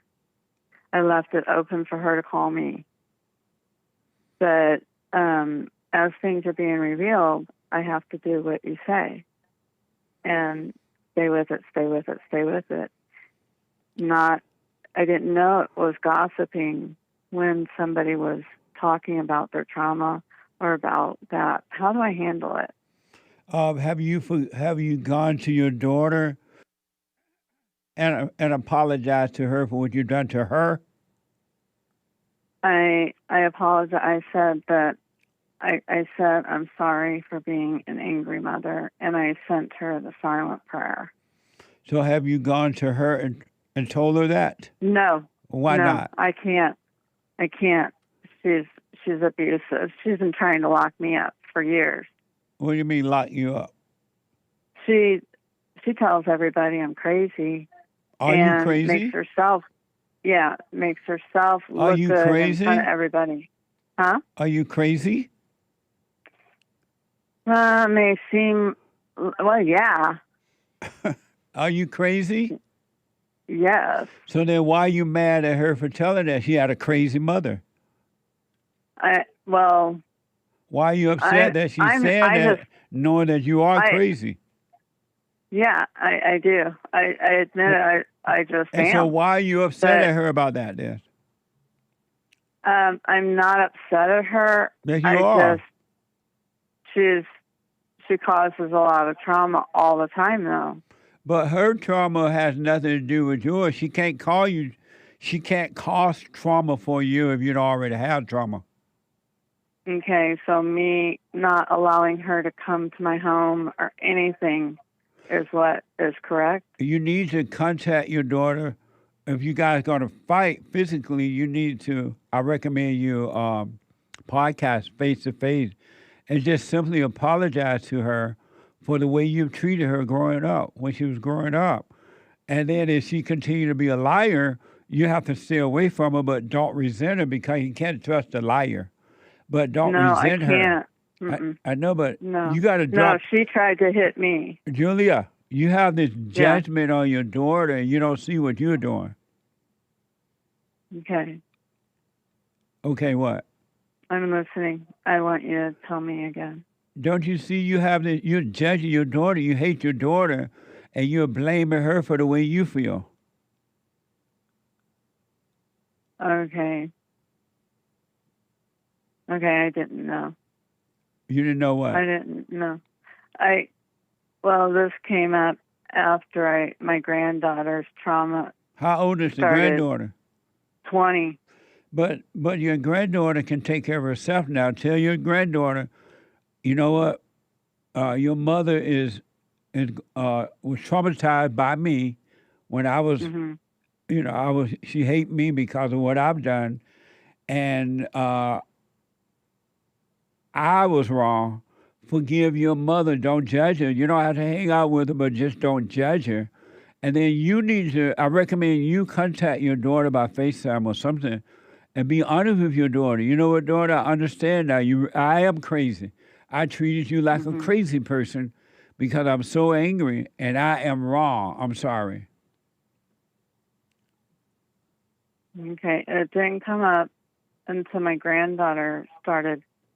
Julia. It was gossiping, and then I'm just now trying to figure it out. Yes. You need to apologize to your daughter, and hopefully by FaceTime, so she can see you and you see her, and forget about all this other stuff you're talking about. It's a waste of time.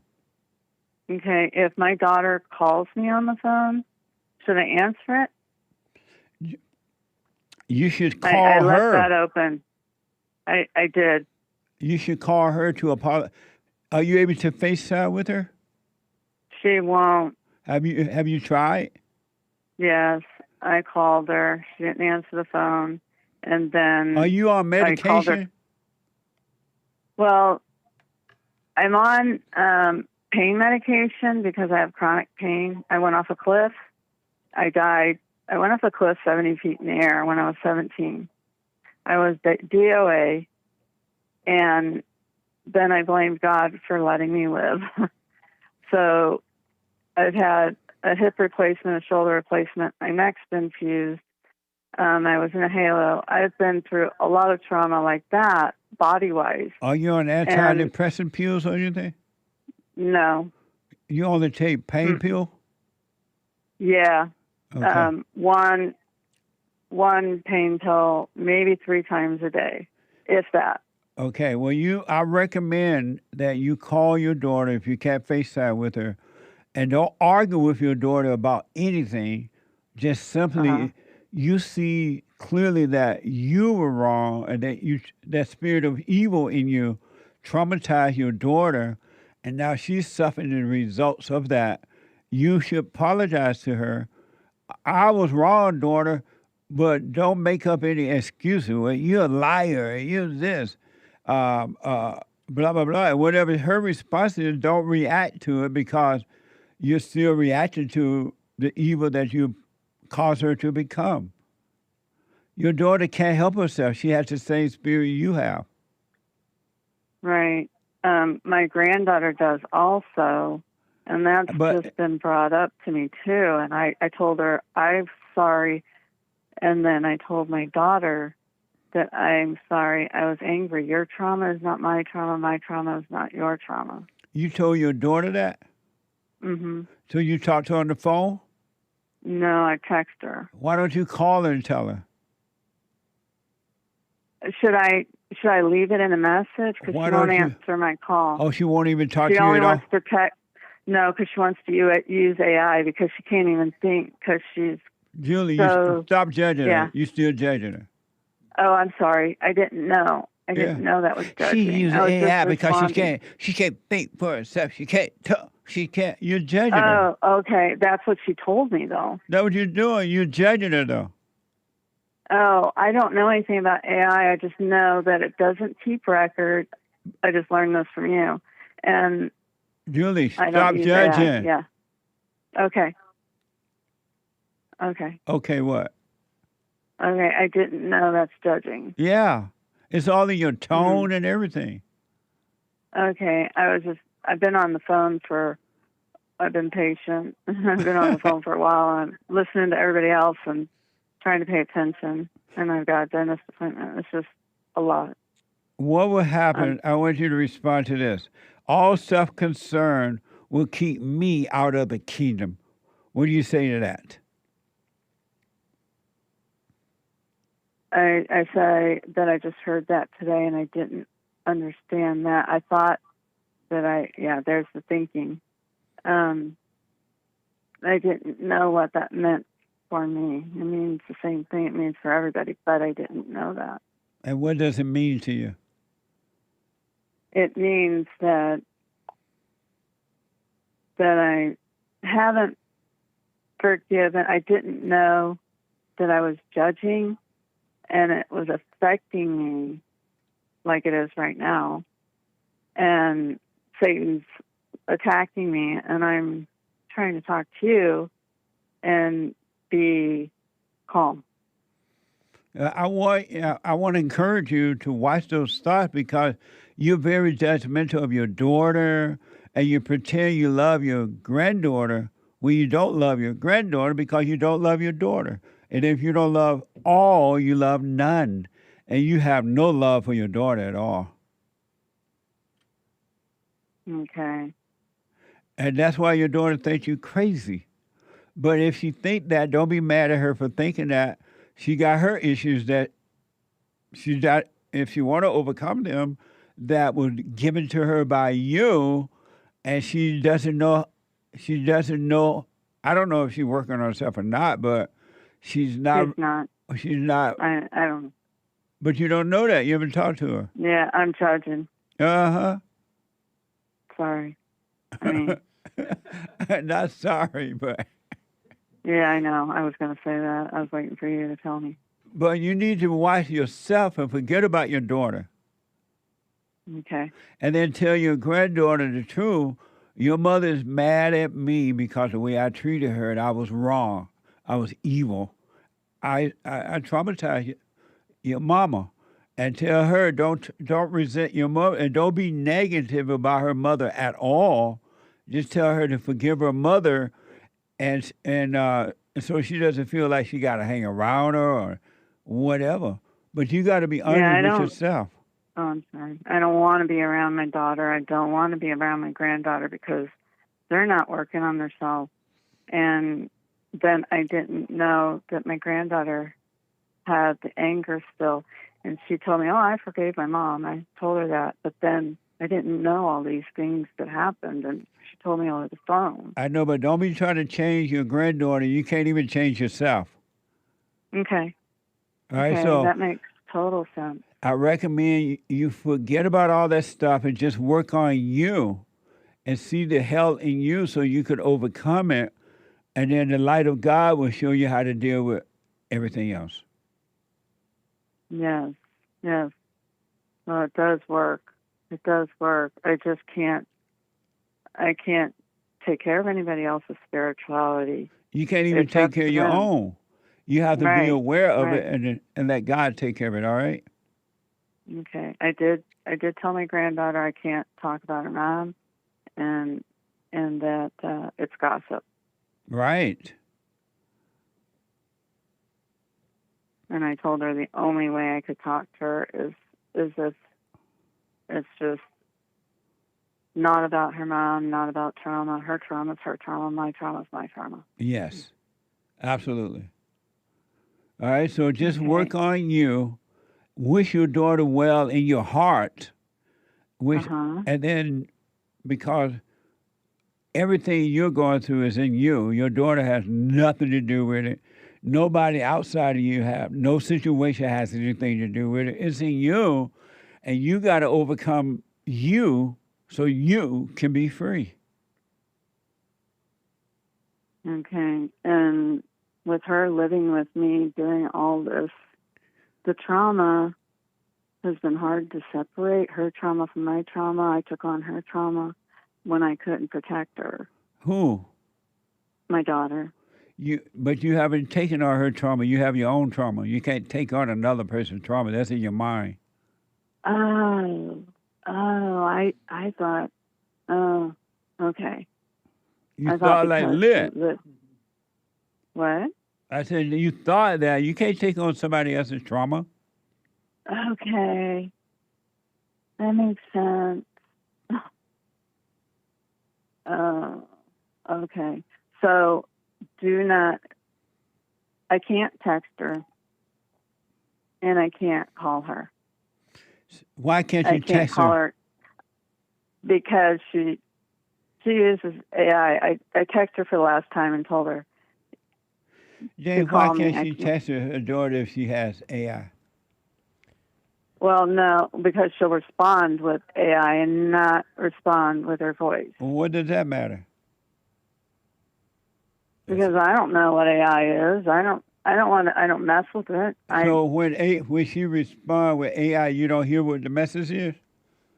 Yes, I do, but I wait. Hold on, Julie. Let me ask the expert.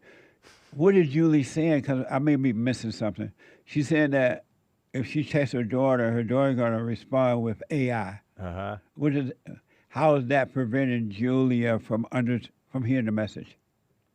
It's not preventing her from hearing the message. The message may be more of a generic response than her daughter's true response. And why does that matter to Julia? I don't know if she's explained why that matters to her. Why does that matter to you, Julia, how she responds? Because I don't know what, I don't know if it's her saying what she's saying or if it's just why does that matter? Intellect. Why does that matter? Intellect. The most important thing, you're saying to your daughter, I'm sorry, daughter, I was wrong for the way I treated you growing up. And why does it matter how her response is at all? Okay, so it's all right for me. No, I'm asking you, why does that matter to you? Because I'm protecting myself because I live alone and she... But is she going to hit you with the AI or something? I don't understand. There's no record of AI. But Julie, why do you need a record? You are working on you. You are telling your daughter, I was wrong. I would like to talk to you on the phone, but if you don't want to, I understand. But I want you to know I was wrong. Can I text her that? Yes. If you can't talk to her on the phone, what are you saying? Hey. No. Oh, that's Nick. What are you saying, Nick? No, maybe it's just me, but it's just not clear exactly what she means by my daughter is using AI. Do you mean, how do you know she's using AI? She hadn't gotten a phone in years, and she told me over the phone that she downloaded GT chat app, whatever. I don't know what it is. Yeah. I don't know what it is, but I understand that part. I don't either. I know. I don't care. Right. That's so she why told you she downloaded ChatGPT. And then... Yeah, and she uses that. She says it helps because then she doesn't have to think. She doesn't have to. So she just mentioned that she uses AI a lot. And are you saying? Did you take that to mean that all her responses to you are run through AI, or did she tell you that explicitly? Yes. So that's just your opinion. What? So is that just your opinion? That she's just running everything through AI? You don't really know that? No, it's not my opinion. It's changed in the text because I can't It's so fast that she can't, when she's working or lying to me and telling me she's working, I don't know. See, Jesse, it's not But it comes in so fast. There's no way somebody could type that fast. You don't know Hake. Really? I believe her. Are you serious? Oh my gosh. No. See, I don't care about AI. I'm saying that I believe her if it's typing whole paragraphs that are like wordy and It explanation is. type Gotcha. stuff. So you're saying that she's essentially ignoring you in that sense, like she's Yeah. not even responding to you. She's just running your text through AI, giving it back to you as these huge paragraphs, and that's like more like she's like basically ignoring you. Yes. Okay, because of time. That's fine. Yeah, and let her do it the way she wants. Your mission is to overcome the evil in you. So forgive her, and if she responds with AI, fine. If she doesn't, fine. And once you forgive her by telling her you were wrong for the way you treated her growing up, then you move on with your life, but don't judge her. Okay. I see. When you use texting and AI, it's not her. You know, I don't Julie, know. it doesn't matter. You know? Julie, Okay. it's about you. It's not about her. Exactly. All Well, right? then my granddaughter popped in, so it's like, gosh. Your know, granddaughter's right. so- About what? Hey. No, I'm asking if What? the granddaughter's the one that uses AI. Oh, or does the your daughter. granddaughter use AI? No, my daughter does, and that's why my granddaughter told me that's why I can't. We don't text because it's not communication. Okay. Sound like grandma. Tell your granddaughter don't resent her mother. Okay, I did. And don't you create a war against her mother with her. No, that's why I told her we cannot talk about this anymore. Yeah. If you want to call me, that's fine. Yeah. We can't. It's gossip. I had to Absolutely. research all this from you. Let me know how it goes, all right? Thank you so much. I appreciate you. You're welcome. Stay with it. Don't give up. Okay. All Have right. a blessed day, everybody. You too. One more hour to go. Back in a moment. Straight to your calls when I come back. Hate news, not the fake news. I've been clinically depressed since I was 17 years old. And ever since I started listening to you a couple of months ago, bro, I don't even need to hear the word depression. I don't even care about that because that's not anything that I identify with anymore. Nice. I'm 100% cured. I'm 100% better because I've been listening to the JLP Peterson show. And I can't even begin to tell you how much I appreciate you. And I just can't even, begin to tell you how much I really appreciate the things that you're doing for young men. Young men need to hear this. And young men need to know this message that you're delivering because it's important. It's vital to their lives, Jesse. I just wanted to let you know that, man. That's amazing. I mean, you made my day, man. When I hear one soul has returned to the Father, it's like 1,000. It's better than silver and gold. So God bless you, man.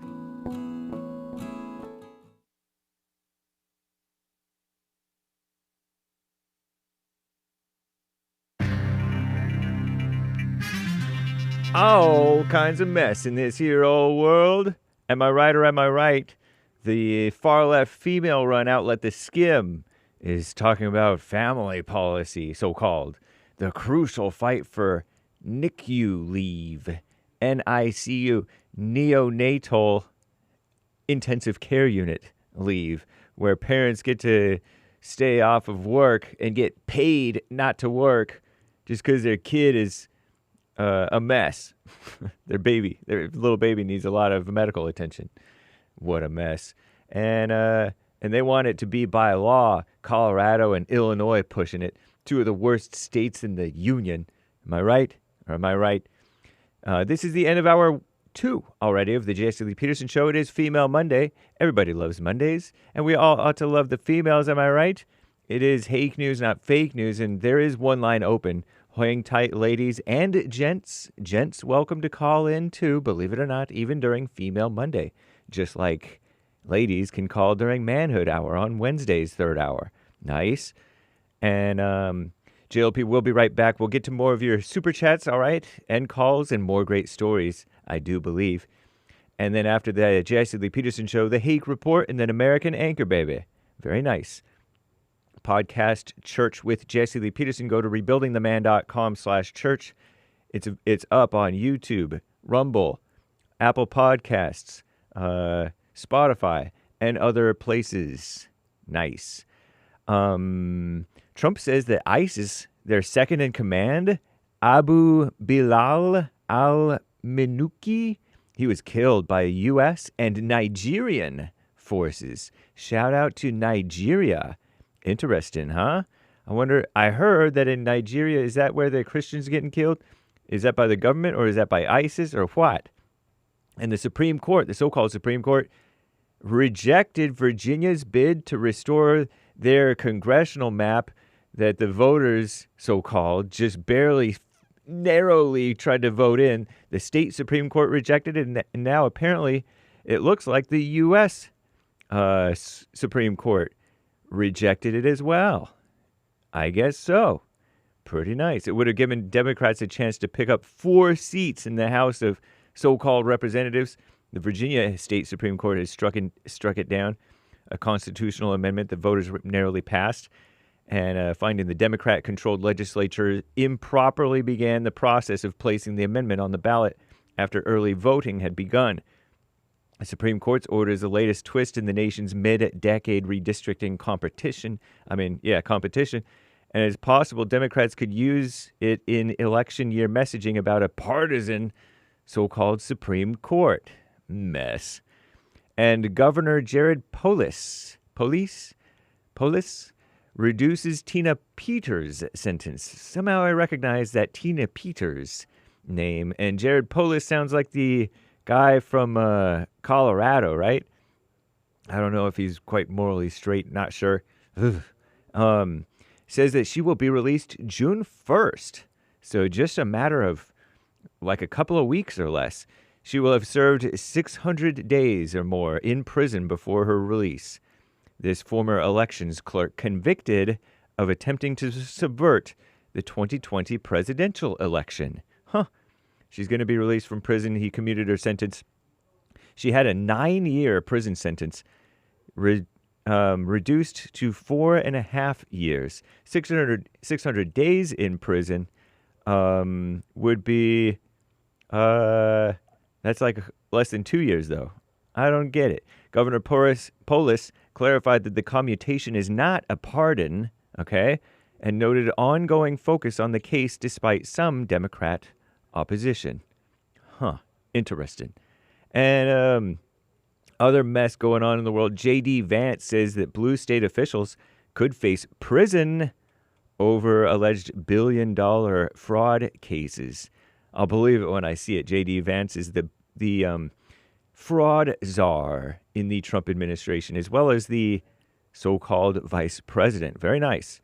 A judge has declared a mistrial in Harvey Weinstein's rape retrial after the jury said that it is deadlocked. I'm James Hake. Now back to JLP. Hour 3.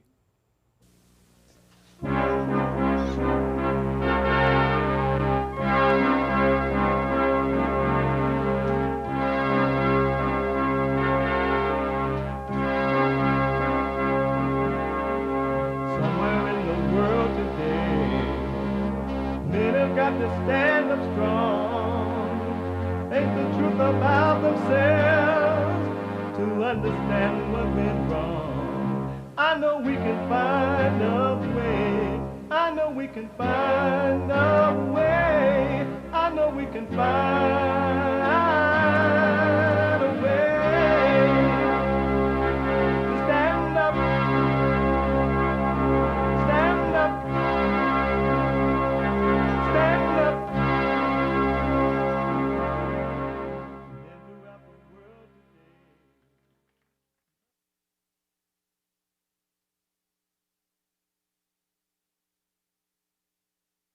Uniting the races with truth instead of dividing them with lies. We're also rebuilding the family by rebuilding the man.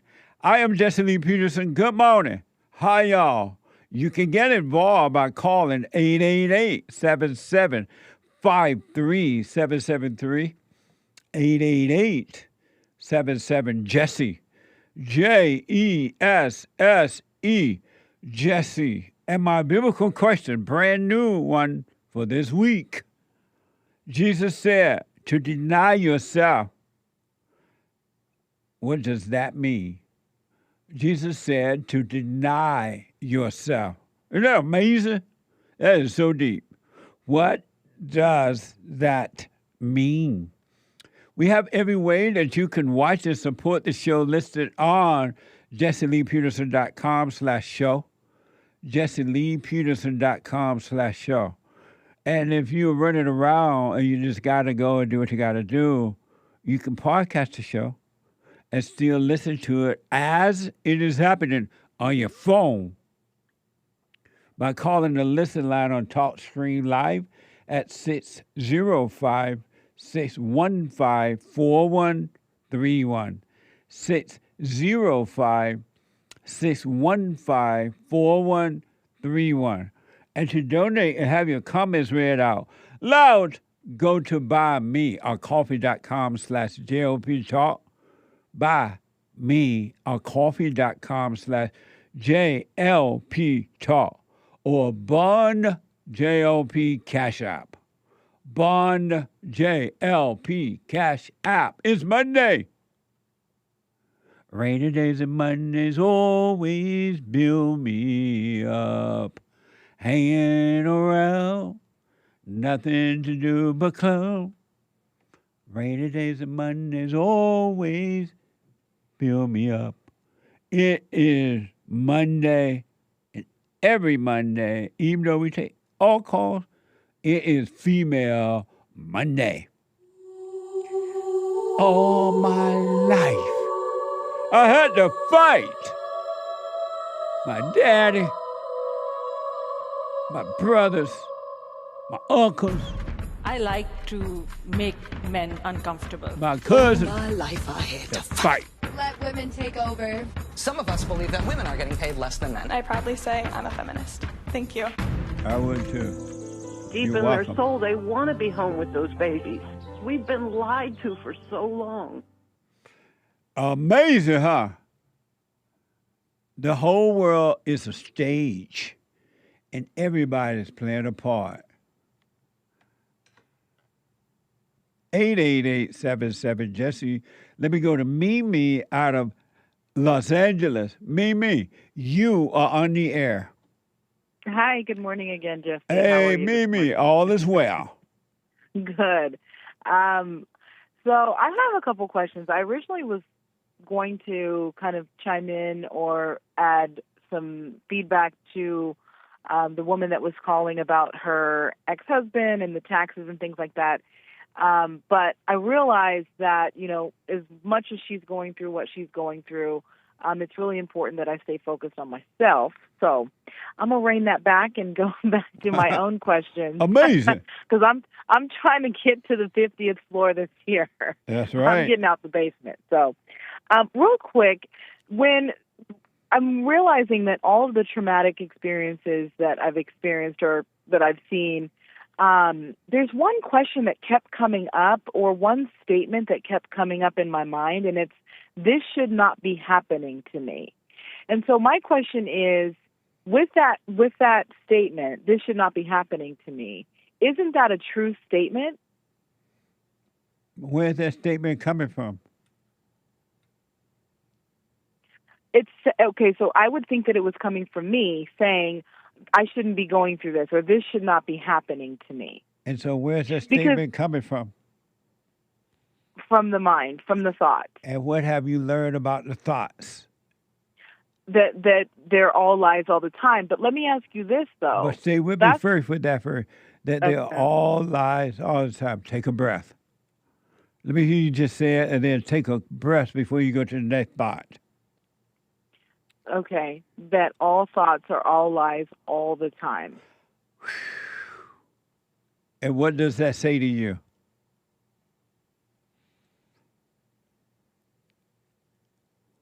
That it's not the truth. Okay. Can I just say, though, that immediately after saying it, immediately, like when you told me to take that breath, immediately after saying it, something said, but it is the truth. It can't be a lie. And where did that come from? My thought. And what we've said about what we know about all thoughts now. So is the truth just subjective? Is the truth? I don't know what suggestion means. Don't ask me. Don't ask me questions with big white words.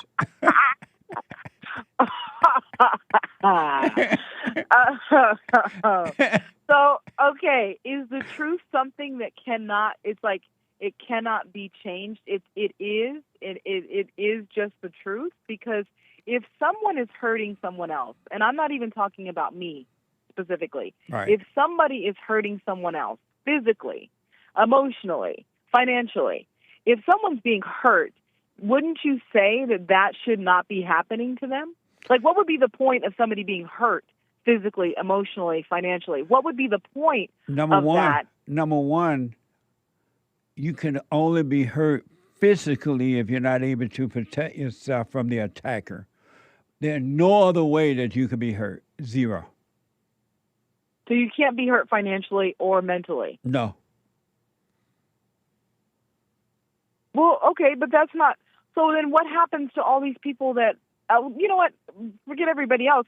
What happens to me when it feels as though somebody has done that, has hurt me either financially or mentally? That's not happening? It No. only was happening in my head?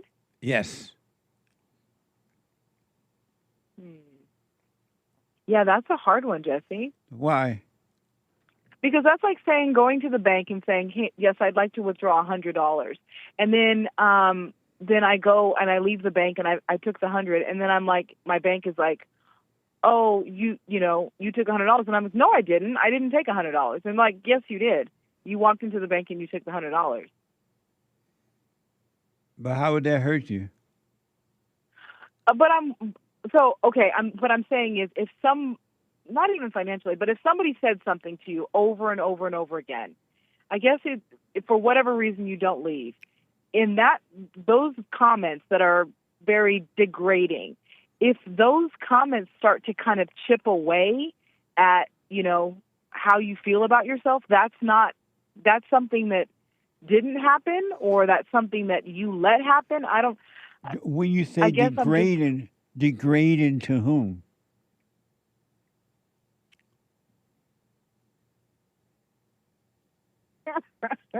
This is where we go straight to out of the basement. Oh, jeez, Jesse. That is it. It's that there wasn't anything happening to me. And so, knowing that, how were they degrading you then? But so for someone that hasn't done the work, because I honestly, I haven't, it's new to me, new enough. But before, being on this journey, I grew up thinking it was me. You're taught to have an identity, and you're taught to not only have that identity, but also to protect it. But you have to protect it so that. All your life, I agree. Every human being is lied to. That's why all of us suffer until those who want to overcome. But we all been lied to as to how to live. And that's why. Because I think that's what a lot of my life has been, is trying to protect myself. So why don't you stop knowing now that there is no self? Because I think that there's it's at times I forget that particular concept. I forget that truth. And so I just go on, what is kind of like muscle memory, what has led up to now. So why don't you stay present so you don't forget? The greatest sin is to forget to be present, because this is what happens when you walk away from the light. Okay. No, that was a question. I'm working on it every single day. Working on what? Staying present and not forgetting. Continuing to see. Yeah, stay present, and then you will never there would be nothing to remember or go back to because you would be present. So, but Jesse, I think that there is somewhat of a kind of not really a disconnect, but trying to really understand, because when you kind of reminded us that we have a teacher from within, and that there is, in all things, God calls us to get an understanding. I guess sometimes I don't know if it's my thoughts, but it's hard for me to understand that there is no self. Like, that concept some days are easier than others, because honestly, like the other day in fellowship, when you were like, you just turned to me and it was like you were talking directly to the evil spirit within me, and you were like, when are you just going to stop thinking about yourself or this self? And I was like, oh, I felt like there was an immediate exorcism right in that question. But at the same time, it's something that I have to die daily to. And so some days are easier than others for whatever reason. And what's your question about that? What if you don't understand that concept that there is no self? Like, sometimes it's hard to understand. Why are you trying to understand it? The mind cannot understand the things of God. The thoughts and the mind, the imagination, mind has no relationship with God at all. It cannot understand. So why are you trying to understand it? I think that because I was trying to understand it so that I wouldn't forget it. But you're saying you don't have to understand it to forget it, to not forget it. You just have to stay present. As long as you're trying to understand it, you would never understand it. The devil controls the psychological, emotional mind of human beings. God controls the earth, but Satan controls the mind. I see. Okay, that makes sense. So then I don't have to engage in that burden of trying to understand it. What good is it doing you to try to understand it?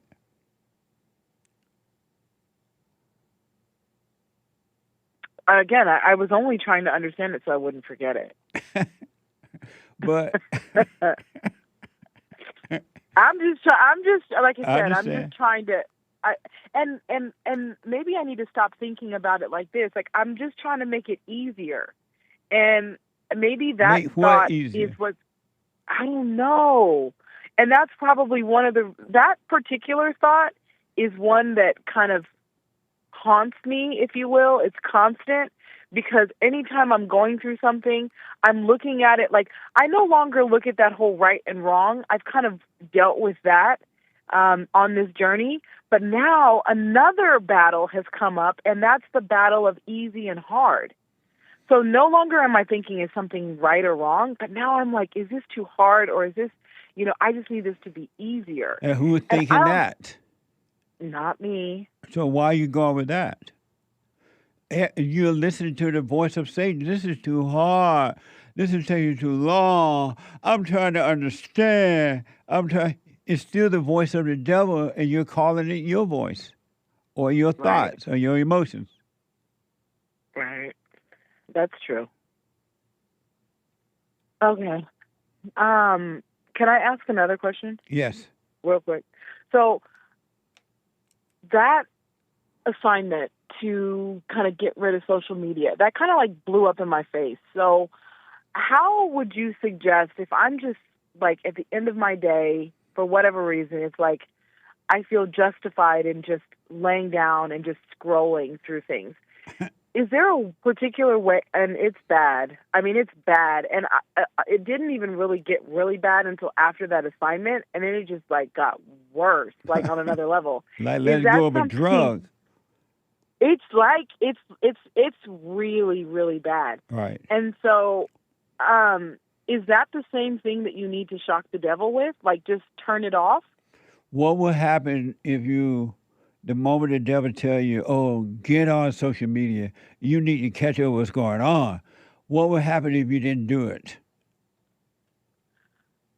It would feel like all the blood would drain out of my body. It just feels like you have to, like, and it really, honestly, it'll be like, oh, it's just one thing. I'll just look at something really fast, and there is a deep thrill to it. Right. You're not looking for like somebody sitting there sewing, making a cute little, dress. You're looking for like the drama of everything. So you're using the social media in the same way some people use drugs and alcohol and denial and gossiping and revenge and jealousy and strife and cocaine and fentanyl and everything. Sex. It's You're numbing using and a it's distraction. another drug that you're using to escape reality. Mm-hmm. You're not ready to live in reality yet.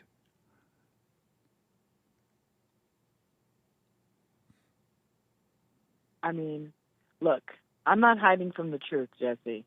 That's one thing I'm not going to do. So You can prove if that's the truth. Yeah. So when the temptation, resist the temptation. When the temptation comes to get on the social media, at least for then, that moment that it tempts you, let it pass. Don't go with it, and it's going to have a fit inside of you, and it's going to go crazy. But let it go crazy. You're not going crazy. It's going crazy because it needs you to do what it tells you to do so it can stay alive inside of you.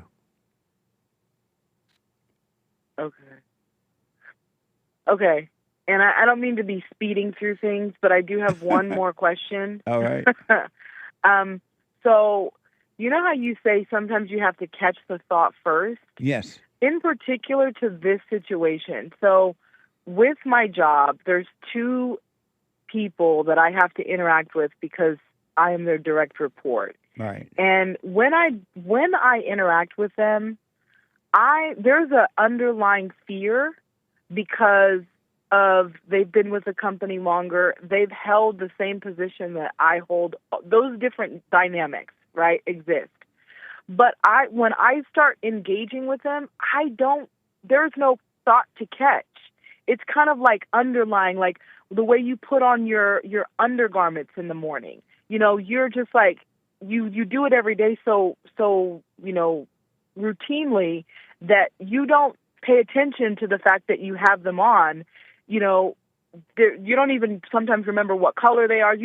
That's what you do. You put them on and then you go about your day because you put on their clothes after. I can't really get to the thoughts about what I feel about the fear or where this fear is coming from. So when I engage with them, I immediately start over talking. I immediately start trying to make them comfortable, and at the expense of really what my job is to do. My job is not to make them comfortable. My job is to get things done and to make sure that things are being done in the right way in terms of there's a high level or a high standard of service that needs to be executed. Your question about that is what? Where do I get to that thought that's telling me to do all this stuff? So you put on underwear in the morning without knowing what kind of underwear you put on? What the? No, Jesse Lee Peterson. I'm not saying that. You put on your underwear without looking at them first? What the? No, Jesse. No, you're not getting the gist of what I was trying to say. Not literally, figuratively. Figuratively. Oh. Not literally. Oh, okay. No, what I'm saying I'm black is and slow. All right, so. No, I'm saying that you do it so routinely. The only reason you don't catch that because you're still unconscious.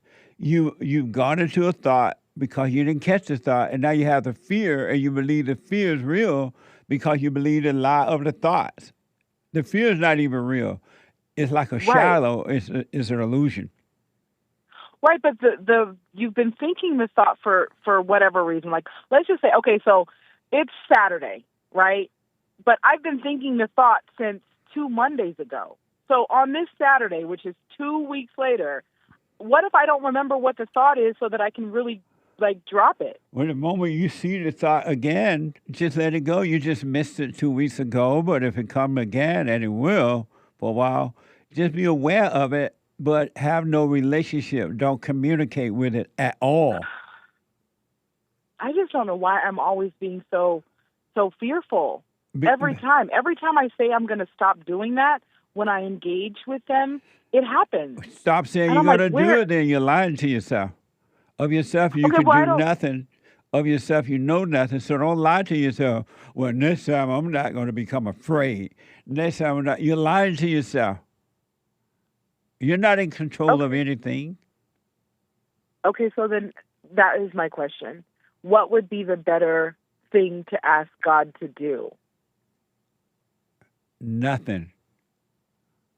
So just do it. Just be afraid and keep over talking and making everyone comfortable. No, just catch continue to yourself. walk in it Catch yourself when you start over talking. Catch yourself and stop. and just stop. Yeah. Shock the devil by Oh. stopping. Being aware so you And- can catch yourself so you can stop. And then And then eventually. just don't worry about all the other stuff. Right. Okay. If Yikes. If you want to ask God for anything, ask Him for more light. Okay. God, I want more. I like. Give me more light. I want to see. Love the light, and you'll be fine. Okay. Okay. That was it. That's all I got. Let me ask, Okay. and I want you to respond to this. All self-concern keep me out of the kingdom. What do you say to that? It's the self that separates us from God. It's the self that gets in between. So, yeah, anything that has self in the beginning, the middle, or the end, anything that involves the self separates So why us don't you from Him. stop being self-concerned?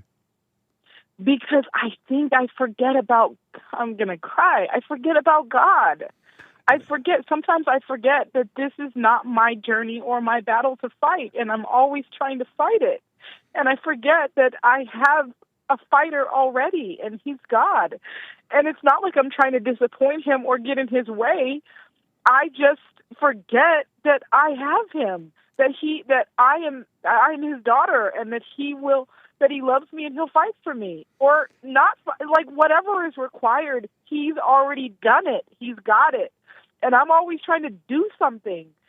It's exhausting, but sometimes I forget. And when you say you And I don't mean to forget cry about because I'm God, trying not to, you don't mean to cry what? Because I don't want to be lying. I think that's the truth for me. When she's crying, she's lying.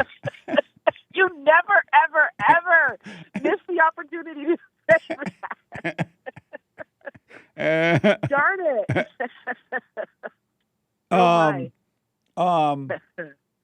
When you say you're trying not to forget about God, what does that mean? I find that I'm always doing what God should be doing for me. And so I catch myself going, oh, shoot, that's not my battle to fight. Oh, shoot, wait, am I playing God? Stop playing God. Like, sometimes I don't even know it. I think that, again, well, cut that kind of out. going back. You just watch. Be the watcher and leave all that conversation out. And then don't even think about God. Thinking about God is keeping you away from God. You're not supposed to be thinking about God or His Son. No, but I didn't even see. But that's the thing. Like, that's why you say sometimes, like, the devil will use anything. Because I think one time I was in fellowship and, somebody said, or you said, stop playing God. That thought or that statement made me start thinking, you better watch all the times you're trying to play God. You know what I mean? Like, it's like you're he'll playing use God anything. when you're into thinking. You think you're your own God, so you can think your way out of everything, not knowing that you and Satan are one, and you made him your God. Right. So you're not in control of anything, nothing. Never have been, never will be, ain't gonna be, can't be in control of anything. Right.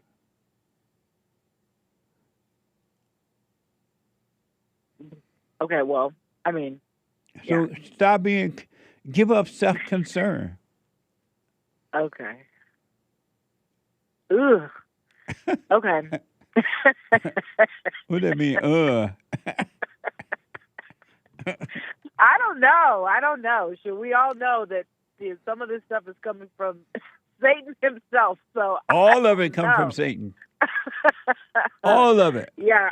Oh, I don't know.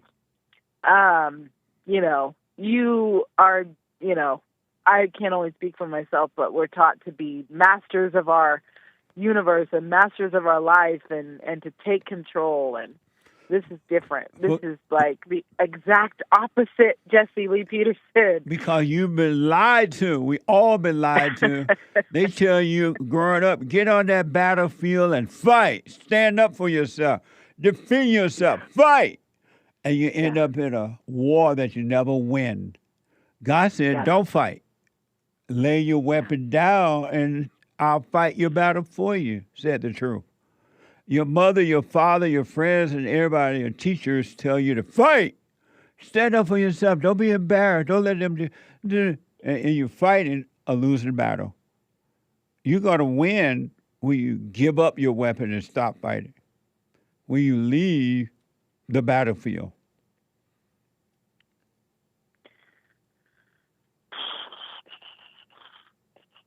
Okay. Amazing. Amazing. Definitely. Thank you again, Jesse. All right. I'm going to stick with it. And I am getting out the basement. That's right. You'll be there Thursday night at the Women's Forum? Yes, sir. All right. Okay. I'll see you then. Okay. Well, have a wonderful day. Say hello to all the experts. Okay. Absolutely. Okay. Bye Thank you, Jesse. Okay. Okay. Bye. Bye-bye. 888-77 Jesse. Let me go to Cora out of Michigan. Cora, you are on the air. Hey, Jesse. Hey, Cora. So, I wanted to talk about a situation and just kind of get your advice. I'm going to keep it pretty light because that's what I'm trying to do lately. But basically, I now live with my husband, and we're going on a year of being married. And I did talk to him about this yesterday at dinner, so I do have his advice in the back of my head as well. But basically, with like my parents, I told my mom that like I wanted space because you wanted what? Like you told her you want what? I wanted space. Oh, space. Okay. Yeah, and she, for some reason, that just doesn't like go through her mind at all. So she kind of like, oh, do you have to take a break? You hear the music? Yeah. Amazing. Hold on. Okay. The stretch off is now available on peels.net. Super chat. Am I right? All right. Why Jane laughing? Amazing. I'll be right back.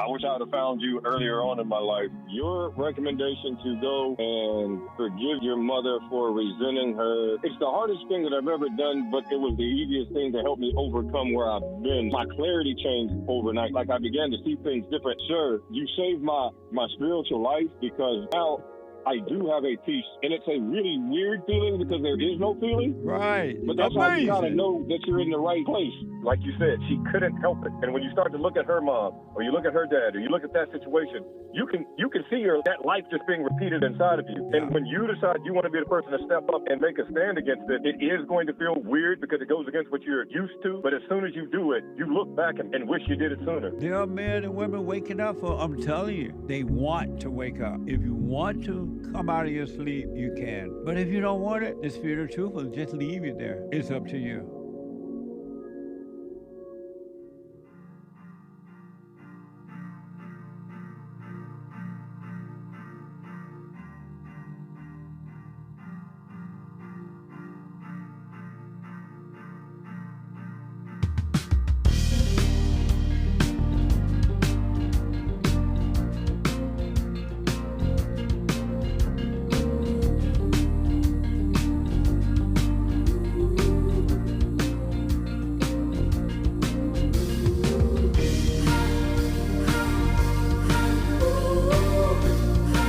Okay, welcome back. 888-7753-773. The Hake Report coming up at the top of this hour. The Hake Report.com from 9 to 11. And I have a question for Hake. I hope I can get to it today about the Civil War. I heard him have a discussion on his show about the Civil War. It was interesting. So I want to ask him a question about that if I get a chance today. And after the Hake Report, the American Anchor Baby. The American Anchor Baby. Energy all over the place, taking names and kicking butts. The American Anchor Baby. And then, if you need counseling, I do counseling, individual, family, or in-house counseling by phone, Skype, or in-house, all right? Go to rebuildingtheman.com, rebuildingtheman.com, or call 800-411-BOND, 800-411-2663.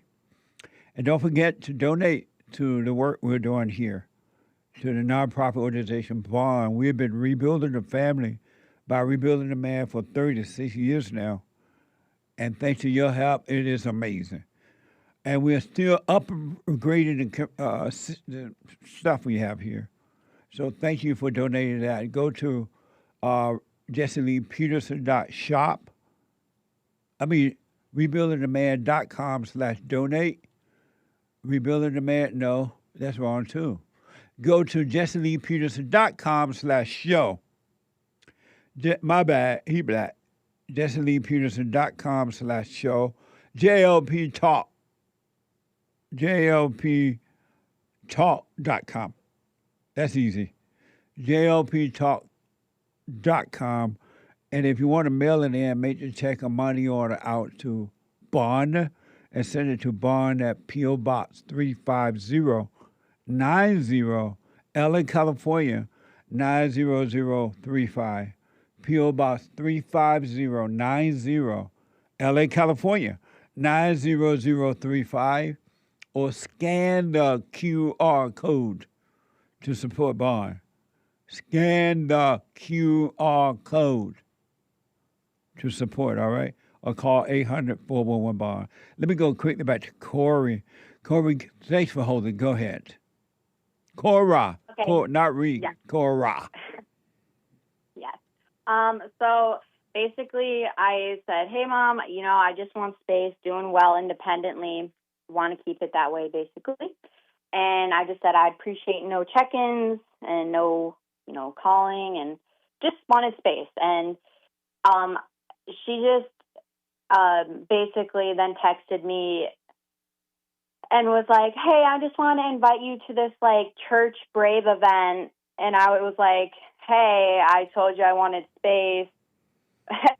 And then I realized, you know what, I'm just going to block her because I'm not going to play the, hey, I asked for space. What's, I'm not going to do that. So I was like, I think this is just, it's not clicking to her. For some reason, she just doesn't understand that.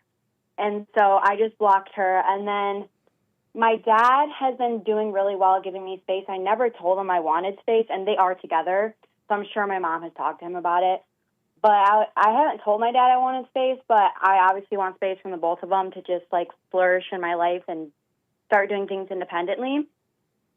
And he texted me yesterday and was like, hey, it's my birthday, I miss you. And I didn't say anything. And I am now at a point where I'm like, I don't know what I want to do. I feel like it's not anything against them. I literally just want to start my own life and do my own thing and live with my husband and just do my own thing. And I don't know if, I want to block him because he has respected my space, but, I also just don't really have the urge to have a relationship with either of them anymore. I'm just ready to, fly. And I don't know if that's something I should tell them. I don't know if that's a decision I should make now by blocking my dad, because my husband's like, well, Cora, like, you should block him if you don't want to talk to him. Like, you shouldn't just beat around the bush, but if you do, just leave the door open. And I'm like, I just don't know what to say to him, so I said nothing. But I do love my parents. I just think they're not at a, I just feel like we don't have that, like, connection anymore, if that makes sense. And your question is what? I think I just want advice on, like, because, like, I'm not listening to the devil on anything. I'm, like, feeling guilty or anything. I do love my dad a lot, and I'm glad they're doing well, but I just, it already, like, it's And your pretty, question like, is what?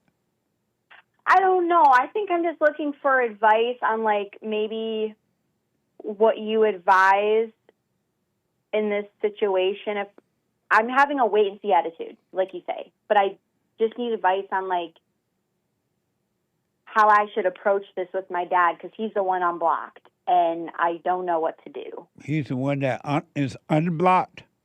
Yes. Oh. And what did your husband tell you? Well, he said, I have no right to tell you, like, what to do with your parents, but you know where I stand with them. They've crossed my boundaries a long time ago. So what did your husband tell you to do? So he said, basically, if you want a relationship with them, then that's fine. And if you don't, then that's also fine. If you want to respond to them, that's fine. If you don't, it's fine. And I said, I agree with you, but my mom is blocked because she crossed my boundary when I said it. And then my dad is unblocked. So I don't want that relationship anymore, because now that I'm married and starting my own life and family, I don't have the urge to, like, go hang out with them or talk or text or anything. It's nothing personal. I'm just moved on. Like, And I don't. so what's see them your as family. question for me? Like, what do you think I should do in this situation? What do you want to do?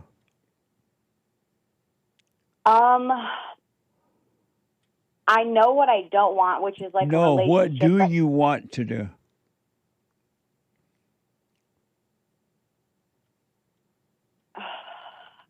See, like, it's just hard because I don't really know. I don't want to block my dad forever, but I know the future What doesn't do exist. you so want to do? I want to start my own life without them. So why don't you do what you want to do?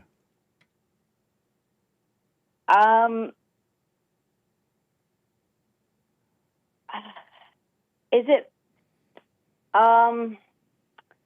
okay.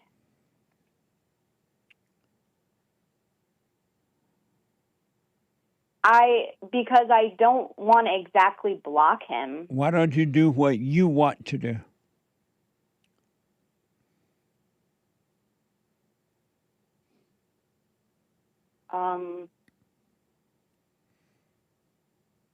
Because I don't exactly. Yeah, you're right. Okay. No, that was a question. I think, okay, realistically, if I'm being completely honest, I don't know, but if I was to think I know, I would say it's because the thoughts say, well, you know, that's a pretty harsh approach, you know. But why don't you do what you want to do? I probably would say because there is an underlining thought in the back of my head. Probably. And what have you heard it been said about thoughts? What do you see about thoughts for yourself? That they're lies, and I like. When the will way you asked stop that, listening to the lies? Jeez.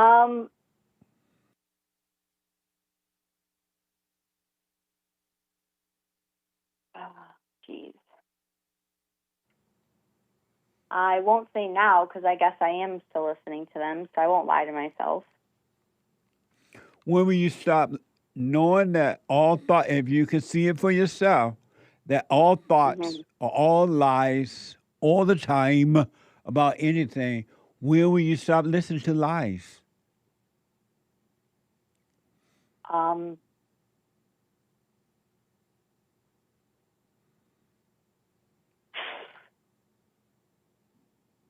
today.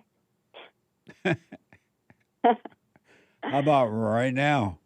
How about right now? Yeah, maybe that's a good choice. See, that's the thing is, I guess I don't know why I couldn't just simply make that decision. It's because I do You do know why. You just said you listen to the thoughts. That's why. Well, and I know that love has nothing to do with blocking them and moving on. That's actually love, is going on about my life and living and doing my life. That is love, and it has nothing to do with them. What would happen if you just stopped listening to thoughts, Cora? I know, because I feel like that No, is still what would listening happen to if thoughts. you just stopped listening to thoughts? I don't know. Why don't you do it I and wanna find try. out? Maybe that's a good choice. Why don't you do it and find out? Oh, I'll try. Don't try, do. Do. So, but yeah, you do understand that like thoughts there's a constant narrative in my head that I have to be aware of. That's Like why I tell you to stay present. It's like it's insane. It's actually like insane and crazy. Of course. And I'm so blessed to see it, but I'm like, wow, I had no clue that there was this other like thing constantly telling me what to do, how to do it, where to do it, what's right, what's wrong. I mean, it makes you have true compassion for other people. Like it's helping me not judge others, because like I don't know how. I'm being so honest. I don't know how people are just walking around living their lives like. They're not. They'll just walk around dead. They don't know it. Did you And once that's say what's so that good. if your parents walked into a room, you wouldn't even talk to them? Yes. Well, that was a long. No, that's when I had thoughts that I just was like gonna like just completely not talk to them at all. Yeah. But that was when I still lived with them, and then they kicked me out. But it worked out because I got married. But and you were like, you're not holy enough to be doing that, and I apologize to them for that. But the thoughts were telling me to like just completely ignore them. But anyway, now that we're here, I guess I should do what I want to do, which is live my life with my husband and block them. So let me ask before we run. So your father's birthday is when? It was yesterday. And so did you text him to say happy birthday? No, I literally typed it out, and then I looked at my husband and I said, Did I you don't want really to know what text I want. him? I didn't, because I didn't know what I wanted in the exact moment. I just didn't know what to say. And so, and now, what do you think? Should you have texted him or not? No, because I don't think I had the clarity in the moment to So do now so. that you know that, why don't you just move on with your life?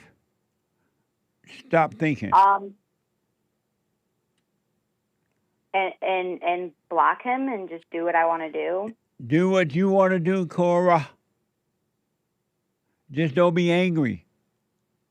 Right. Yeah. Well, no, absolutely. I'm not angry. I just want to. Then why start my can't own you life do what you without- want to do then if you're not angry?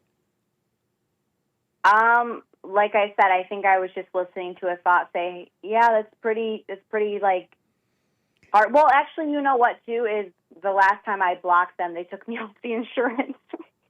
So I'm like, I hope they don't do that again. But you know. But you're married. You can get your own insurance. Which is more important to you, most important to you, insurance or your freedom? Most definitely my freedom. That's So then why are you concerned about the insurance then? No, I'm not. I just, they don't react well when they think. Well, it has nothing to do with you, though. Yeah, that's true. I know. I'm just going to do what I think is best. I'm married now. I want to start my own life. I don't really want to communicate. There's nothing to ever talk about. And to be honest, the last conversation I had with my dad was 3 hours, and he was talking a lot about my husband in sort of negative ways. Why you talk to him for 3 hours? That's too long to be talking to your father anyway. I know. Well, we just got into all this stuff, and me and my dad have always talked deep with each other, but he kind of got into some stuff about my husband, and my husband literally came out and was listening and was like, he wasn't mad. He was just like, what the heck? He was like, why is he talking about me like that? And so then I kind of realized. Let me say real fast. What are you about to say? I was just going to say, and then I kind of realized after that conversation, it's probably not best for me to be communicating with them if they're going to be like going in on my marriage and talking about it and stuff. No, I know. Let me ask real fast. All self-concern will keep me out of the kingdom. What do you say to that? I would say that I'd say this type of stuff right here that I'm literally talking about, just like contemplating what you know you want in your heart, or always thinking about yourself and always contemplating things about you is always going to keep you out of the kingdom of heaven. If that's even what you're asking, I don't know. I get confused when you ask that question because it's like a statement more than a question, but we'll wait till Sunday. Right. We'll wait till Sunday. All right. Stay out of your head. Don't be angry and do what you want to do. Live your life. Because Jesus came to divide the family. Forget about that. Okay. All right. You're trying to convince yourself now. But no, I'm just saying, though, that is the truth, though, ultimately. Right, but you're still trying to convince yourself. Stay out of thought. Stay away from anger. You'll be fine. Do what you want to do. Okay. Absolutely. Let me know how it goes. All righty. Bye-bye. Right now. Let me go to North Carolina and talk to a first-time caller. Aixa. Yes. Aixa, you are on the air. Yes. First-time caller. Hi. Yes. Hi, Jesse. How are you? All is well. Amazing. Amazing. Oh, it's so awesome to be talking to you this morning on Monday, Female Day. Rainy days I'm and so Mondays. Excited. I'm trying to get my heart to calm down and breathe. Can I answer the biblical question for today? Jesus said to deny yourself. What does that mean? Okay, since I have become a listener of yours for about, I say 8 months, I can say that what he's trying to say is what you had on church this past weekend, that there is no you.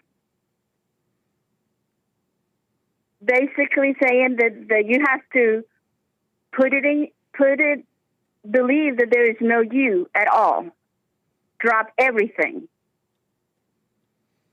Amazing. Okay? Yes. I am so excited talking to you. Ooh. And I'll put my 2 cents in on Sunday. Thank you for responding to that biblical question. Yes.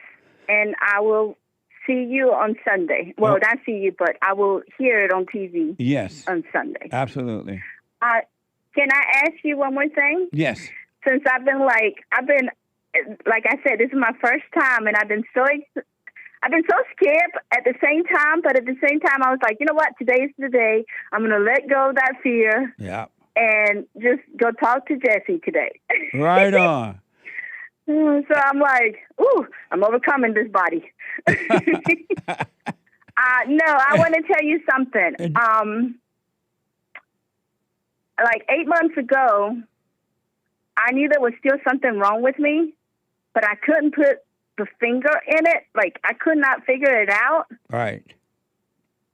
But then I heard you talking about this anger. Yes. And I had it. Oh, my goodness, I had it.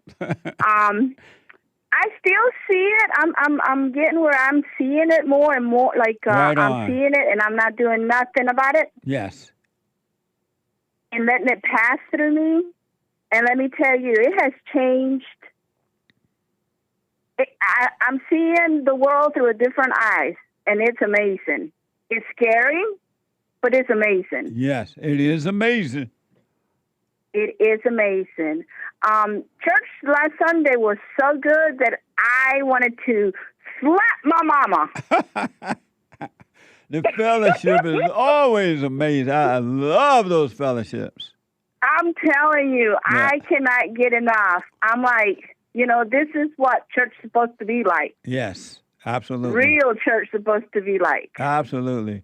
Did you go and forgive your mother? Yes, I did. And I did not walk. I ran. And how did she respond? I ran. How did she respond? She responded okay. Nice. She wasn't. She knew something, but she wasn't.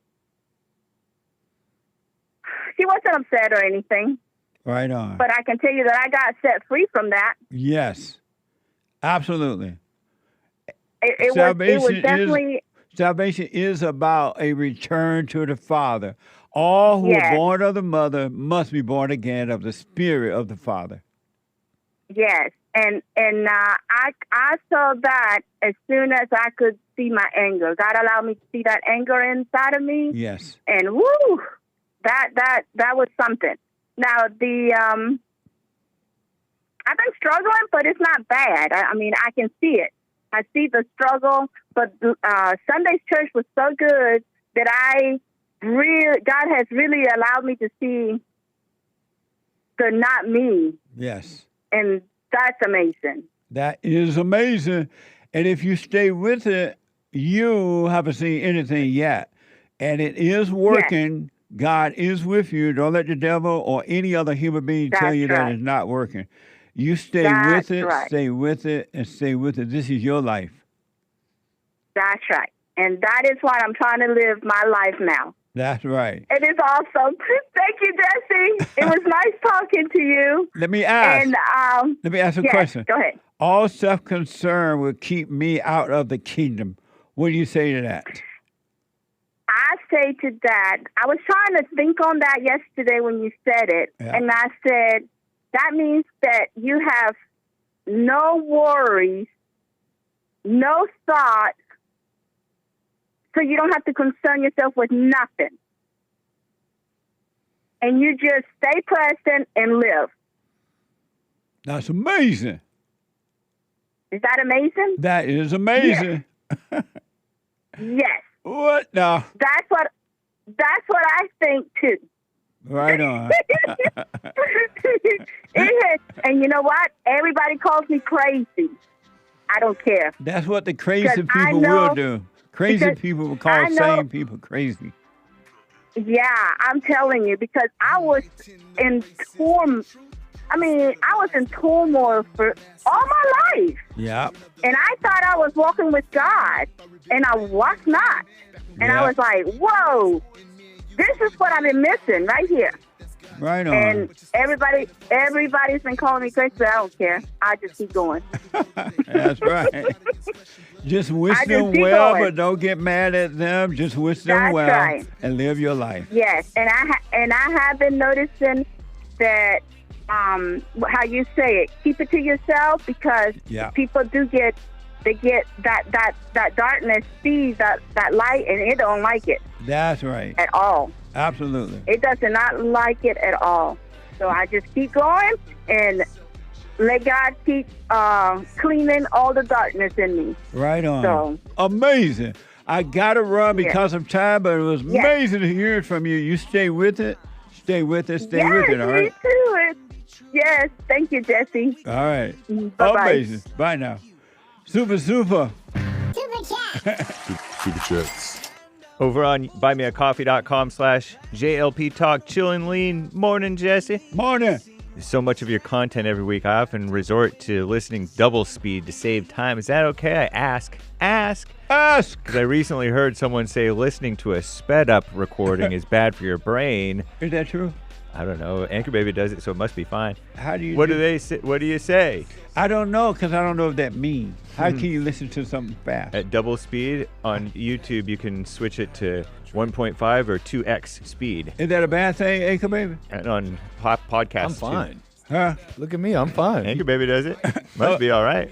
I don't know. Look like you miss something if you listen too fast. Anchor Baby subjects his listeners to it. He's like, I'm going to train you guys to be able to listen at double speed. Whenever I hear the truth, I want to hear it slowly and so I can get every word. Amazing. I would recommend that, but it's up to you. Indeed. Robert, 5 coffees. I really enjoyed the Fallen State with Tommy. Thanks, guys. That was an amazing conversation with Tommy last Friday. Check it out, thefallenstate.tv. Tommy Robinson. Yeah, Tommy Robinson, right. Tithe on tips, says Kevin on Cash App, as usual. Thank you, Kevin. I appreciate your support. Thank you. Jim in Alaska, very generous. Have a great birthday week, Jesse. Thank you, Jim. That was amazing. My birthday is Friday, I think. Nice. The 22nd. That's amazing. Right. Thank you. Noble Johnny Callie, morning, Jesse. Have you ever interviewed so-and-so? It would be amazing for sure. Thank you for your send it to producer at jesseleepeterson.com. Or if you want him on that person on the falledstate.tv, send it to producer at thefalledstate.tv. The suggestion. Thank you. Coconut meat, rock and roll. Coconut meat. What the? Thank you. We got to read the rest of these later, these coffees and YouTube supers and Rumble rants. Thank y'all. Thank you all very much. I am out of time. The hate report is coming now. And then the anchor baby. Stay with us, stay with us, stay with us. Thanks for your support and bye.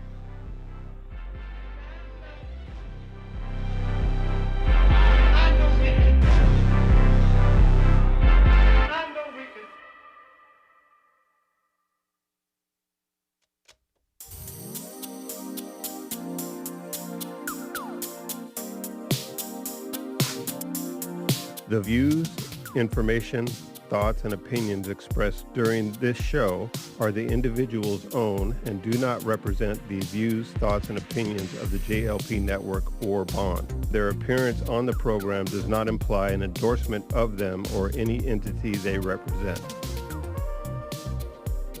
The material and information presented here is for general information purposes only. The JLP Network and Bond name in all forms and abbreviations are the property of its owner, and its use does not imply endorsement of or opposition to any specific organization, product, or service.